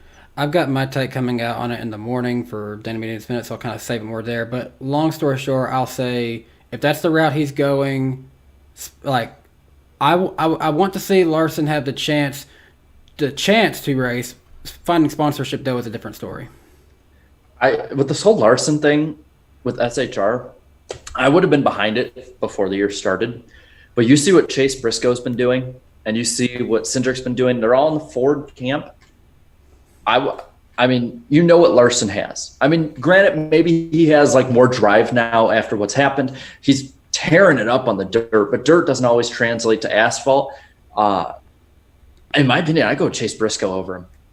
Like, I would too. I would go with the young talent right now that's surging up, because you look at what happened at the Toyota development program, where they just can't hold everyone in. Now you have open spots. You got to try and build for longer forward. I mean, maybe if another one of the drivers leaves SHR, you put Larson in, but I'm not saving a spot for Larson when I have Chase Briscoe. Nah, I think if you can get sponsored for Larson, you pick Larson 100%. He's only 3 years older than Briscoe, and I mean, I think we've seen this year how mediocre the Ganassi cars really are. I don't want to say mediocre, but they're like 12th place cars, and Larson was dragging them to the round of 8 last year and winning races here and there. I would, if you can get sponsorship, because that's the issue. If Larson has not completely alienated all future sponsors, if you can get sponsorship for Larson, I've said this before, I think the Xfinity Series competition is extraordinarily weak this year, because you lost the big 3, and you even lost a RCR cars not racing this year, and you got an 18-year-old in the 20 and Brandon Jones in the 19. No offense to these guys, but I'm just saying, like, it's not the same as Reddick, Bell, and Custer last year, and guess who was losing to Reddick, Bell, and Custer all of last year? Cindric and Briscoe. So I think those guys are good, but I would definitely take Larson if you can get some. I would say this. If it wasn't for Darlington, I would agree with you. If it wasn't for Darlington, that's true. That was a big one. I'm not trying to hate on Briscoe. Yeah. Like, Briscoe's, I would almost take Briscoe over Eric Jones depending on the team. And Eric Jones is a Cup Series winner. I think Briscoe's good. He's a Cup Series guy. I think Kyle Larson. Yeah, he's a better dirt racer than an asphalt racer, but he is an amazing dirt. If he's even half that in the Cup Series, it's just he's good. That's tough for me. Here's a possible scenario here. What if you put Briscoe in? And just to wean them in, just to wean them back in NASCAR, you put Larson in Xfinity for 1 year, and then give Eric Jones 1 year. Or sorry, not Eric Jones, Eric Almirola 1 year to see if he's going to keep his ride. Here's what I say actually that they should do, because like there's been like rumors about Corey LaJoie leaving the number 32 team to go to some other team that I believe that he was pointed towards, like the number 37 with JTG. I say if that ride opens up, put Larson in that ride to see like if he could generate sponsorship. If a team, a sponsor would want to like come in and just test ride, because you don't want to put him straight into the 14 and immediately start losing money with just like having to get money out of pocket to get this car out on the track. It's like a Kurt Busch 51 deal. Exactly, yeah. Like, because you got to remember, they always say like Kurt Busch. Stuart Haas gave him the opportunity. You forgot he had 2 years before he entered into that ride with James Finch and with Furniture Row. Furniture Row, but that was You got to way before remember, like, that was Furniture Row before they were Furniture Row. right, exactly, and that was way before they were good. But yeah, no, like you got to remember, Kurt Busch had to work his way back up after the whole incident. So I see that the same way as Kyle Larson. He needs to like earn his way up. Of course, he's not going to go down to Xfinity because he's going to dominate down there. No, of course, teams would love it, but I don't think he'll want to go back down there. I think he'll want to go to Cup and like possibly outperform a ride like Kurt Busch did with Furniture Row and James Finch's team. I don't hate that theory. I think especially if he doesn't land a big sponsor like we're talking about, I think that certainly is an option for him, and that could be a boost to a smaller team. I just think if he does, if he's able to find someone to take a significant investment in him, at that point, I think it does make sense to put him in a top Cup ride if one's available. Just it does. He's not that far removed from the seat. I think for the most part, it sounds like we're all in agreement that we want to see him back in some way, but we just don't know where he fits in at this point. There's a good article today from Jenna Fryer, the Associated Press, and it was basically Larson's first interview on the subject since he was, fired from Chip Ganassi and suspended and everything like that. And it sounds like I can't remember all the specifics off the top of my head, but he's done he's clearly put the work in to learn from his mistake. He understands the issue behind it. I think he's clearly put forth the effort to grow as a person, to improve as a person. So I personally think he's done enough to be reinstated back into NASCAR, and I do hope he lands with a good team sooner rather than later, because he is clearly talented enough to be a NASCAR Cup driver.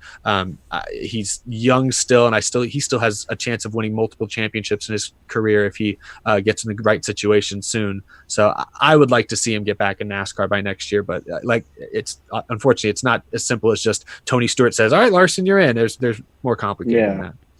Really quick, thank you, Chris St. John, for the $4.99 super chat. It says, you put Larson in an Xfinity car, he wins 13 races in a full season. Last time he ran Xfinity, he was 4/5 of the other race. He won 4 of the 5, and the other race was the Daytona wreck where he flipped into the catch fence. So I could see it. I'm not questioning his talent when I say that. I'm simply saying that like it's a gamble, and at this point, with what he's shown in Cup, again, Ganassi hasn't been a top tier ride by any means. I don't know if I take a shot on him if I have that young talent there ready to go. It's just something that's going to, like, that whole ordeal is something that if a marketing executive for SHR is presenting to Walmart, for example, say, hey, yeah, we've got this great talent. He won this many races down in his sprint car program. Oh yeah, what's his name? Kyle Larson. Say, oh, that name kind of sounds familiar. Isn't he the guy that did this that? It's like if you talk about PewDiePie, a lot of people, if you follow PewDiePie, you're gonna know he's made a lot of good choices since then. He's made a lot to better his character. He's made a lot to better his platform, but advertisers and other people who are just more casual on things, they're always going to know what he did a few years back. And the same thing's going to be true for Kyle Larson. Thank you, Mr. Antiant, for the $1.99 super chat. It says, will Ally follow Jimmy Johnson to IndyCar next year? Maybe. There hasn't been anything really announced. And then thank you, Sean Goal, for the $4.99. Says, maybe have Boyer sponsorship move to Custer, then have Haas sponsor Larson for the whole year, similar to what he does with other teams.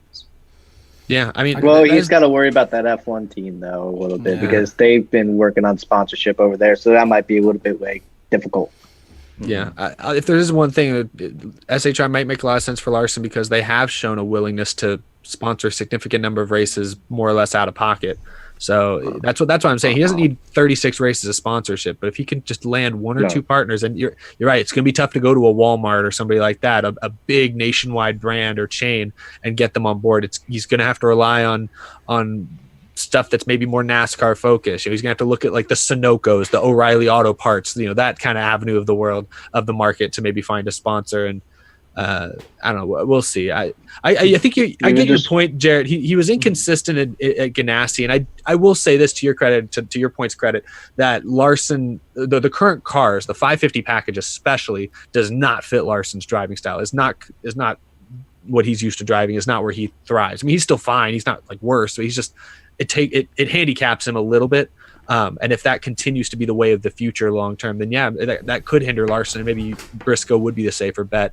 Since we don't know what the 2022 car is going to look like, I still would go Larson, but it's not an easy decision. At least it's not a bad situation for SHR to be in, because you either get Boyer in the car next year again, and who's at least a fan favorite, sells some sponsorship, or you get Larson, all-time great dirt racer, or Briscoe, who tore it up in Xfinity this year. Really 3 good options. You just hate to lose 2 of them. You hate to lose Briscoe. I would say the safe bet for Larson is Larson to the 10 in 2022 more than Larson to the 14 in 2021. Mm-hmm. Maybe. I would say that's like more the safe bet. I don't think Smithfield's ever going to run out of money to throw at Eric Almirola. Oh, no, they're not. They're not. It's tough. That's tough. There's not enough competitive rides in the Cup Series right now for all these drivers. That's the issue. When you think about it, I think Eric Almirola's got to be the luckiest guy in the world. He's got all that free bacon coming in. The madman. Anyway, we are actually still in the lightning round, by the way. Are we? Detour. Super chat derailed us. Yeah. I think we need. Thank you for the super chats and stuff. But we're almost done with it. Bubba got a new sponsor, DoorDash, which again we'll talk a little bit about Bubba. But it sounds like, from what Jeff Gluck says, I mean, it sounds like what we've all been thinking and hearing and rumor is true, in the sense that Bubba can take his sponsors wherever, is what it seems like. Mm-hmm. So that's pretty big. Like, Bubba has all the chips in his corner right now. He can do whatever he wants. It's just a matter of don't screw it up. Yeah. Like, that's it. He has everything he wants. If he wants to stay long-term at RPM and build that team up, he's got it. He wants to go to the 42, more than likely, he's got it, especially after what the 42 was associated with Larson. So he's in probably the best position his career has ever been in right now. One of my favorite hobbies at this point is seeing particular people busting their heads whenever Bubba gets a new sponsor. Yeah. Motorsports Games has announced that they're dropping the NASCAR Heat name, and they also may have a possible IndyCar game. They're saying it's part of their really just almost revolution of their game, their complete redesign. I've been very hard on the NASCAR Heat games and 704 Motorsport games, all of them. I have said, though, every time that if they improve their product, I will support them 100% with it. It's just a matter of you got to have a good product out there. So if they do, I'll go with it, man. I agree with you there, Jarrett. And this is something I'm going to touch on tomorrow, but I've been paying attention, and when I saw that they made significant changes, it was worth upgrading the game, I would. I didn't see that this year, though, in my opinion. I only saw really an updated roster, and that's personally why I still have NASCAR Heat 4. But, no offense to them, but I have NASCAR Heat 4, not 5.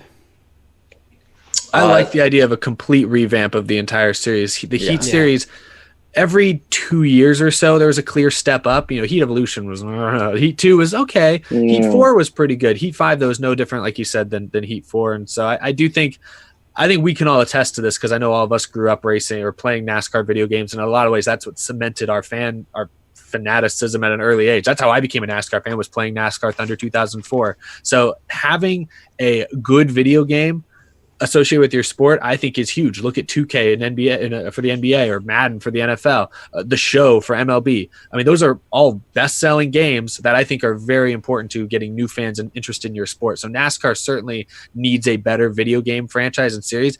If it's the same developers, clearly Motorsport Games and whatever their name is now, they clearly invested in NASCAR. They understand it, and they're trying to make it better. And I think it's smart for them to just revamp the whole thing if they have a better way to do it.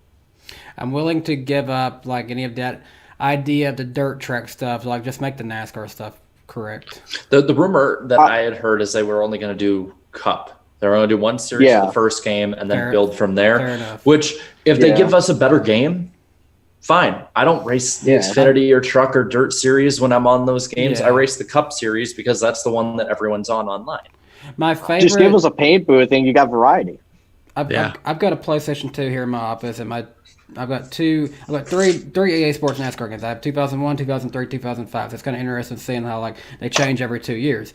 05 is probably my favorite game, but I've been playing a lot more of the Thunder 2003, getting into the career mode on that, and I'm realizing, it only has one series, but I'm realizing just how in-depth this is, and this is really good. I love the overall feel of 2005, but the in-depthness of 2003 is really impressive. So I think that is a good choice if they want to just, if they can focus on the game itself. Really quick, Brant, thank you to Brendan Keller for probably the most unique super chat I've ever gotten. $5.16. That's an odd number to choose. He leaves, why is Johnson's career downplayed? Will he win before the playoffs? Wouldn't it be popular amongst fans? I will answer those three questions consecutively. If anyone else wants to after this, go ahead.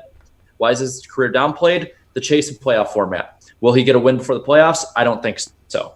Wouldn't it be popular amongst fans if he did? Yes. And thank you, Carl Singleton, for the $5 super chat. Says, with all the crazy stuff that's happened in NASCAR this year, I wouldn't be surprised if Haley Deegan became the new Jody Arias.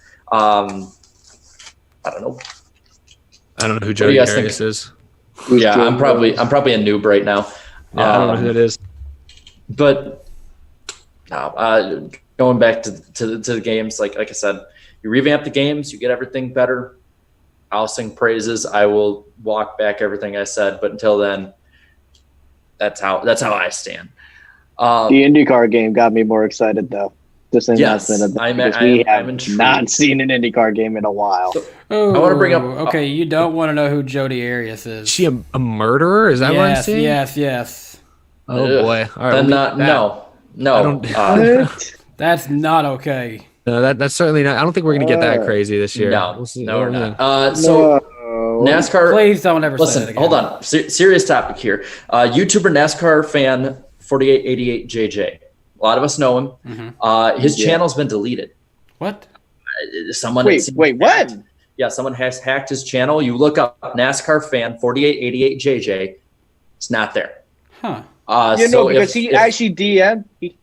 He DM'd me saying like, "Hey, like my email's been hacked," and like we were trying to like help him out, like getting everything all situated. I can't believe that.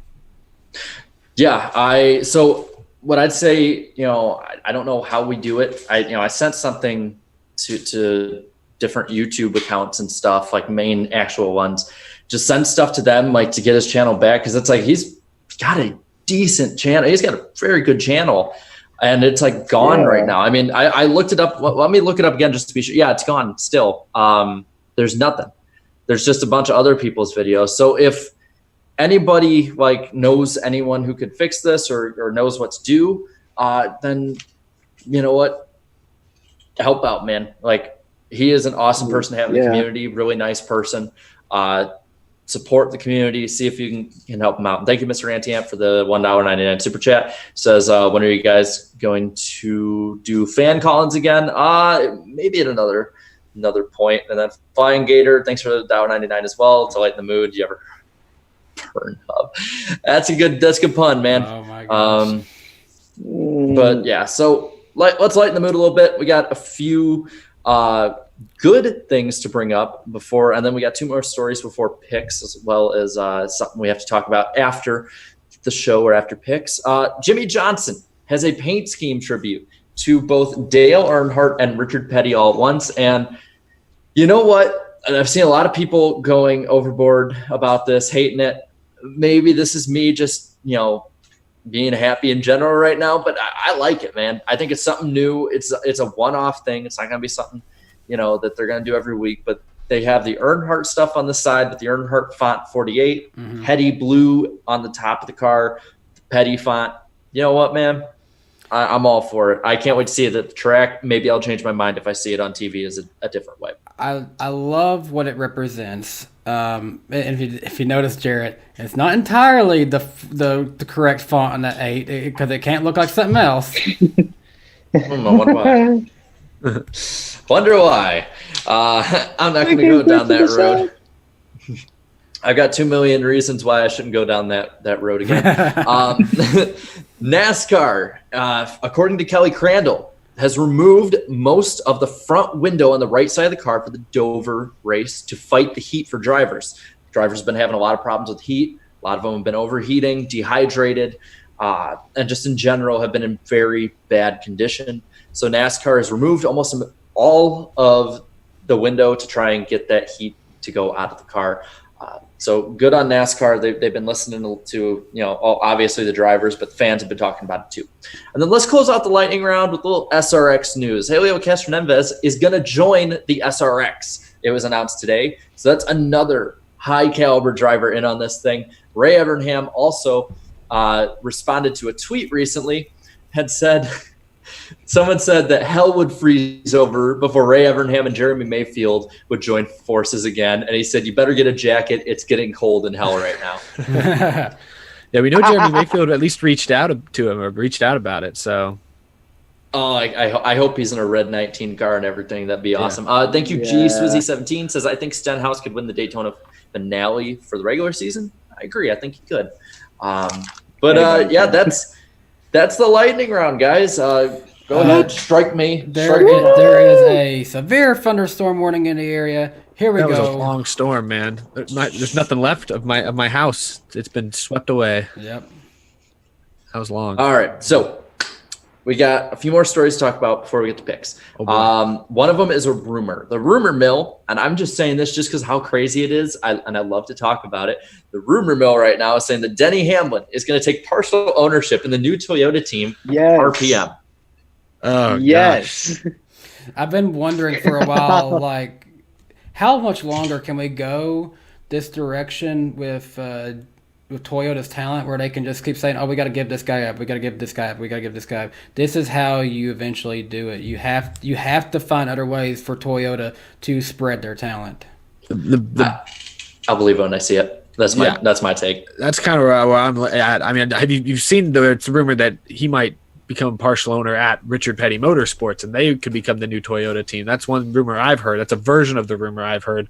I haven't heard any of these rumors from any sort of reliable sources or any sort of. It's very much an unconfirmed rumor at this point. I think it's one of the looser rumors. It's about as you guys remember, like a year ago when there was for a day or two, there were some rumors that Andretti was coming over to NASCAR to team with Richard Petty and bring like Honda to the sport. That was a rumor for like 3 days last year. Do y'all remember that? This feels kind of like that. I remember that. No, that was a rumor for like a day or two. I think even Bob Pockrass or Jeff Gluck or somebody like addressed it because it got just enough heat that they took notice.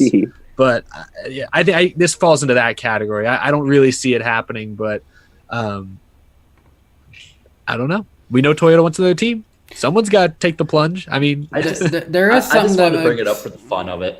There is something that makes me kind of think here a little bit. A couple months ago, I saw pictures from, I think it was Denny Hamlin's Instagram story. He was out on the lake with Rick Hendrick, and sure, they're probably friends. A lot of people are friends in NASCAR. I mean, what if that's someone he's been talking to about getting advice for something like that? Who knows? Could be. I just wanted to bring it up for the fun of it, man. Like I don't think it's going to happen, but I think it's fun. Real quick, thank you, Carl Singleton. Thank you, Carl Singleton, for the $5 super chat. Says hot take Daytona 500 to be the last race of the year. I love your trolling, especially when you pay me to say it. Go ahead, Jake. My bad. Yeah, no. I was gonna say, like, imagine he takes ownership of the team. He has Jumpman as one of his supporters. He starts at the number 23 with Jumpman on the team for the entire season. Okay. I see where you're going. Yeah. Quite possible. Get Michael Jordan. He already got the Jumpman logo on his iRacing driver's car. Yeah. So yeah, bring Casey Kerwin to the Cup Series. There you go. Yeah, there we go. Let's just go all out. Come on. Why not? He started his career on a computer. Oh, gosh. All right. Last topic before we get into picks for the Dover doubleheader, which means we have to pick two in each category, by the way. At the same time, we don't pick just one race then the other. That just takes too long.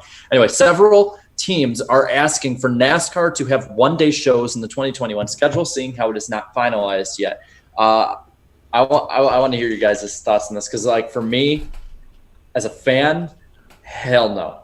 No. I as a fan experience at the track, I want as many days as possible. Objectively, I get it for next year because of the economic uncertainty, because we still 6 months into next year might be in the middle of the COVID apocalypse still. That is a very real possibility. So I get it. I don't like it as a fan. Yeah, I'm with you. I think obviously the biggest pro to doing one-day shows for a lot of races next year is that it saves teams money, and I think that's especially important when you look at the Truck and Xfinity series. It saves money, less money spent on tires, less miles you're putting on your engine, less people you have to be at the track, less days you have to pay for people to be put up at a hotel. So for smaller teams, especially across all three series, that's real money. That's really, that leaves a mark on their bottom line. That's important to them. But you're right. In my perfect world, I would like to see, I think we've talked about this. We don't need to have 3 and 4 hours of practice every weekend anymore. We've proven that. But I'd like to see a happy hour. I'd like to see qualifying if possible. I'd like to get closer to what, NASCAR's always been. Does the Cup Series need to be there Friday, Saturday, Sunday? Maybe not. Maybe just Saturday and Sunday. But I certainly, as a fan, would rather not have a bunch of one-day shows next year. But if it's for next year and it's for just not all the races, but a lot of them, it's fine. It is what it is. I don't want to give too much because I don't want NASCAR to think that they can get away with one-day shows forever. I mean, if that's what it's going to take to keep teams funded and everything like that, that's pretty sad. That's unfortunate. But I would really rather them not get super comfortable doing that in the long term. I don't want them to think that this is permanent. Same. Mm-hmm. Yeah. I mean, it saves money, and I feel like this could be a thing. But if they're gonna do that, you need to give these teams at least a happy hour session, qualifying, and then the race. I feel like that's been lost. I mean, it's brought up a bunch of unpredictable circumstances, but some of these tracks you need to have practice, and I feel and also qualifying. We've seen trends happening with the random draws. Eric Almirola. Yep, there you go. Jimmy Johnson getting 20th 4 times this year. So you kind of need to have that qualifying session just to at least establish the field. And a guy from maybe William Byron who needs to have a good run that day and actually need to start up with good track position. He's starting all the way back 20th to between 13th and 24th. So it kind of needs to be more established that we need to have more qualifying and we need to have an established starting grid. There's a strategy to qualifying well. And think about this. There's some races that it's been a few weeks, but think about the Truck Series. They had 47 trucks showing up, originally on the original entry list that were going to try to qualify for trucks, I think, at Atlanta earlier this year. But because of no qualifying, the field was capped at 36. There's a lot of unhappy truck teams that weren't able to even have a shot at qualifying their way. Eric Jones couldn't even race. Yeah, and that's not probably going to be an issue for a lot of Cup races next year, or maybe not even Xfinity. But for trucks, that could be a real issue. So there are some teams out there that are looking at no qualifying, if that actually is the way they go, as an issue for their business and something that they wouldn't want to see. So yeah, there's pros in the short term. I get the money aspect of it, but it is. I know you would hope it doesn't become the norm going forward. Yeah, that's where I sit with it too. If you have to for next year, fine, we'll bite the bullet. Mm-hmm. But as a fan, I would hate to see if this is what we come to, where we're just trying to cram everything into one day for cost saving measures. Because I think it would honestly probably hurt the product more than help it. Yeah, I think the only race this year that I thought was really helped by as far as entertainment value, but by no practice or qualifying, was Martinsville, when you had 6 or 7 of the best drivers and teams go a lap down before the competition caution. I mean, sure, it was frustrating if you're a fan of those drivers, but it was wildly Denny Hamlin's getting lapped by Corey LaJoie. What is going on today? That's what was happening in that race. So at least there it was entertaining and kind of fun. But I just think this is the biggest motorsport in America, the biggest motorsport series in America. And if you look around the world, even now, even still in the middle of a pandemic, Formula One still does practice and qualifying. IndyCar is still doing practice and qualifying. ARCA is still doing practice. I understand the cost-saving measures. I understand the safety and health aspect of it. But even you could argue there's no reason we shouldn't have qualifying right now. So to already be talking about one-day shows for all of 2021 or for much of 2021, I just don't like where the conversation is headed. I don't like that. I just don't like that that's seriously being considered, because I would hope they would be able to come up with a formula that allows for some form of qualifying. Again, it doesn't have to be 3 hours of practice. Give them 30 minutes. Make it like short tracks. You get 3 hot laps, and we pick your best time to be your qualifying time or something like that.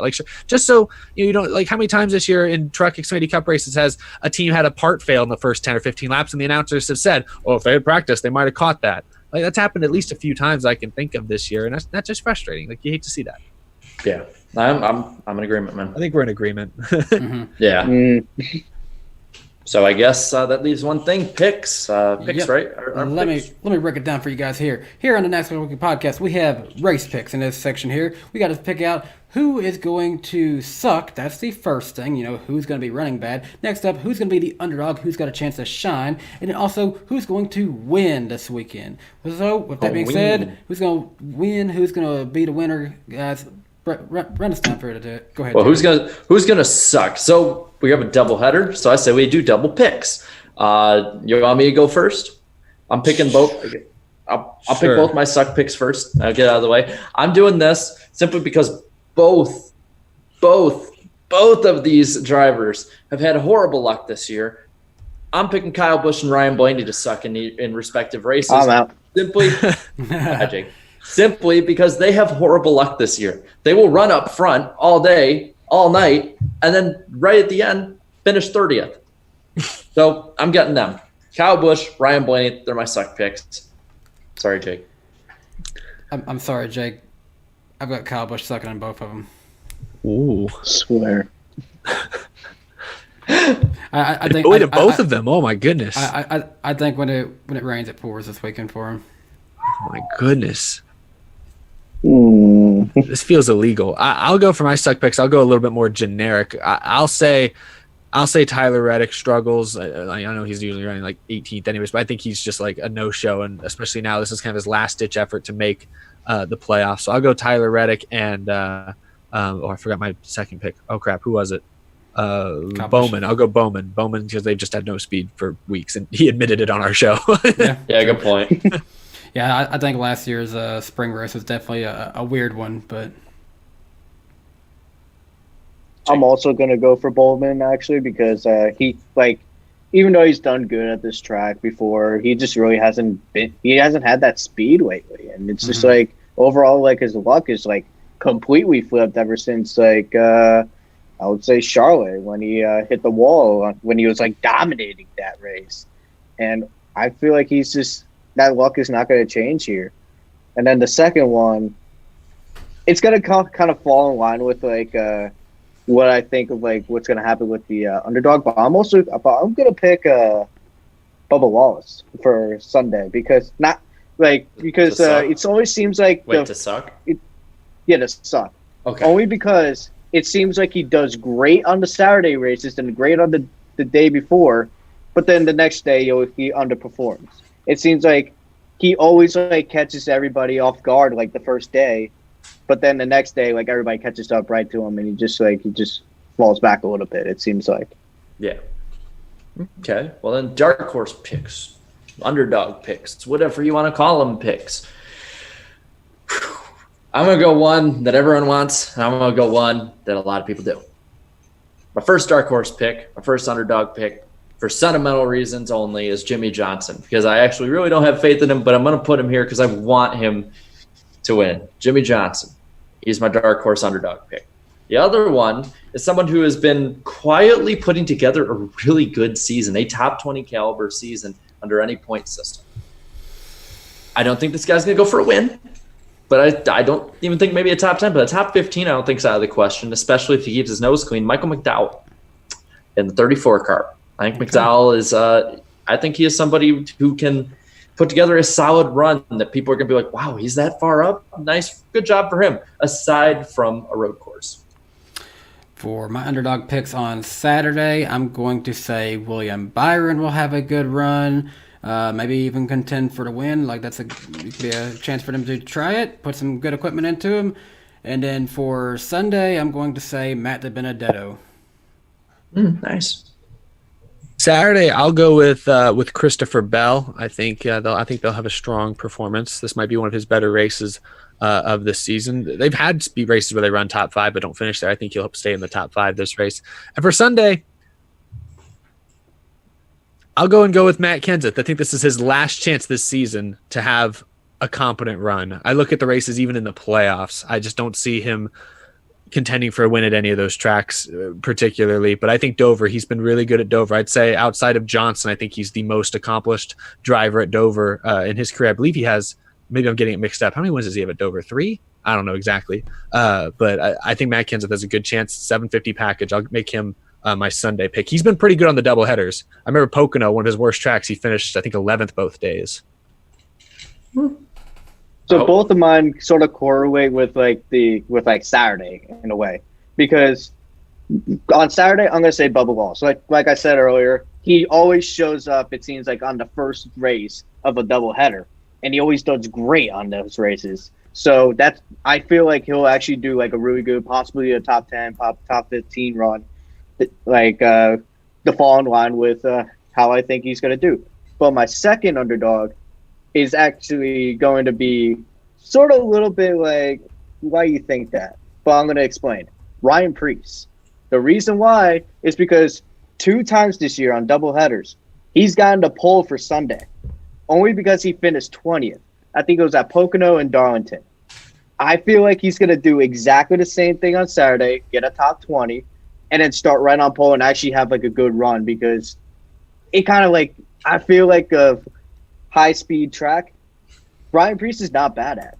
And I feel like starting on pole at Dover, which Dover I feel like is more of a track position track, he's going to get that track position, and he's going to run great. And I feel like it's going to be, I would say like top 15 for him.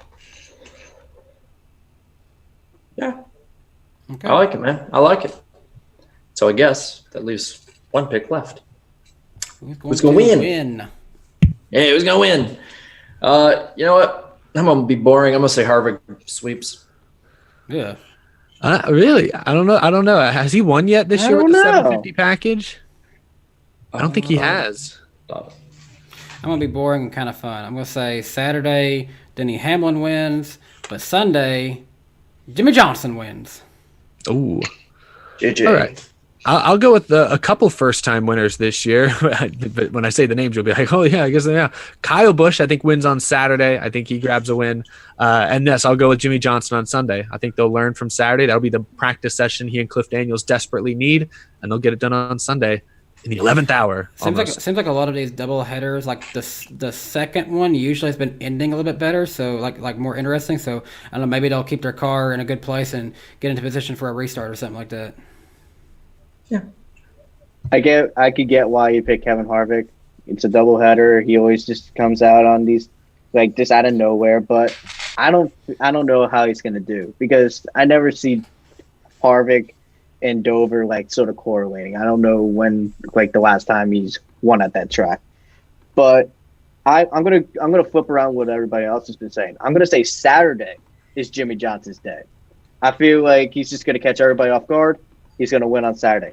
Sunday, I mean, I'm just gonna say this right now. I would pick Kyle Busch, but I'm gonna try to remain unbiased here. But I just think Sunday is Kyle Busch's day. He always comes back on the Sunday and actually runs good when he has practice. So I feel like Dover might be a track that he can win at, but he's gonna need that extra day to actually get his car situated for the next race. Mm-hmm. Nice. Real quick, thank you, Carl Slington, for the $5 super chat. Does anyone watch 24 Hours Le Mans? Sometimes. Me. I've seen parts of it. I've never watched the whole thing. I try my best to watch it. But yeah, that's picks, and I guess we get to the end of the show. We got some good stuff to announce. We got some other important stuff to announce. Let's just get to next week. We'll be on Eric's channel. Tentatively, Kyle Weatherman will be on, and we might have some other guests. We'll keep you updated through the week on that one. That's just the deal with the whole COVID pandemic deal. Is the guests now have to be more week to week. So we'll let you know, but trust me, we'll make it fun. And then Jake, where can people find you, man? I feel like a lot of people know me on YouTube. I want to shout out another thing. I start school tomorrow, and tomorrow is also like the first day that you can actually say that like I'm like an AC, an assistant leader for this organization called UGA Heroes, a part of my school at the University of Georgia. What we do at UGA Miracle is we actually donate money and we help get these kids at Atlanta Children's Healthcare the care that they need. Even though we raised $1 million last year, which was insane, and I thought this was going to be insane.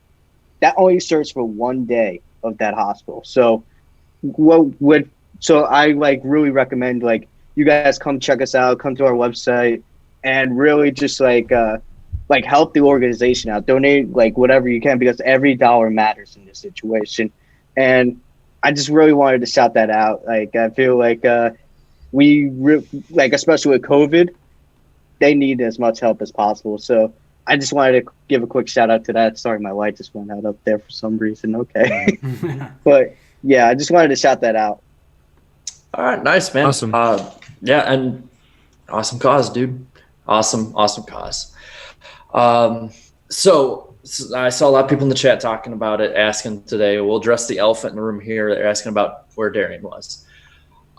Darian will not be on the NASCAR Weekly podcast for the foreseeable future. He's walking away from a lot of the online stuff. He's getting away. We don't know when, but it's his decision. It's nothing behind the scenes. We're not starting anything, back and forth.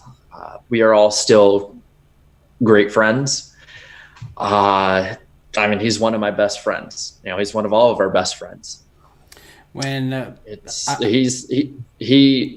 just a choice that he's making right now, just with some personal stuff going on, and whenever he does choose to come back, he is welcome back to the show with open arms, and he'll be on whenever he wants to, whenever he chooses to. So we just we wanted to announce this to you guys, let you guys know, that way that people aren't just for weeks asking where he's at. It's for the foreseeable future. We don't know what time frame that is, but whether it's us or him, you will be kept updated on it. So we figured we should let you guys know that way that, Well, I will say this. I just saw someone said, why couldn't Danny have left? And I don't appreciate seeing that. I will want to say this, I don't think people understand how much of a friendship we truly have here, guys. It's not just a bunch of people talking to each other on a computer screen here every Wednesday night. The three guys here, Darren included, are generally some of my best friends, and you don't understand it. I had two roommates in college who I wanted to be in my freaking wedding, and they wouldn't make the effort to come out to see me. These guys, one flew from Las Vegas, one drove all the way from Illinois to be in my wedding. I would have had Eric there. He was unfortunately busy with his internship. Guys, these are generally my best freaking friends, and to see, this is a hard moment for me personally. I'm sure it is for these guys too. Darian, I love you like a brother, dude, and whatever you need, dude, I'm here for you.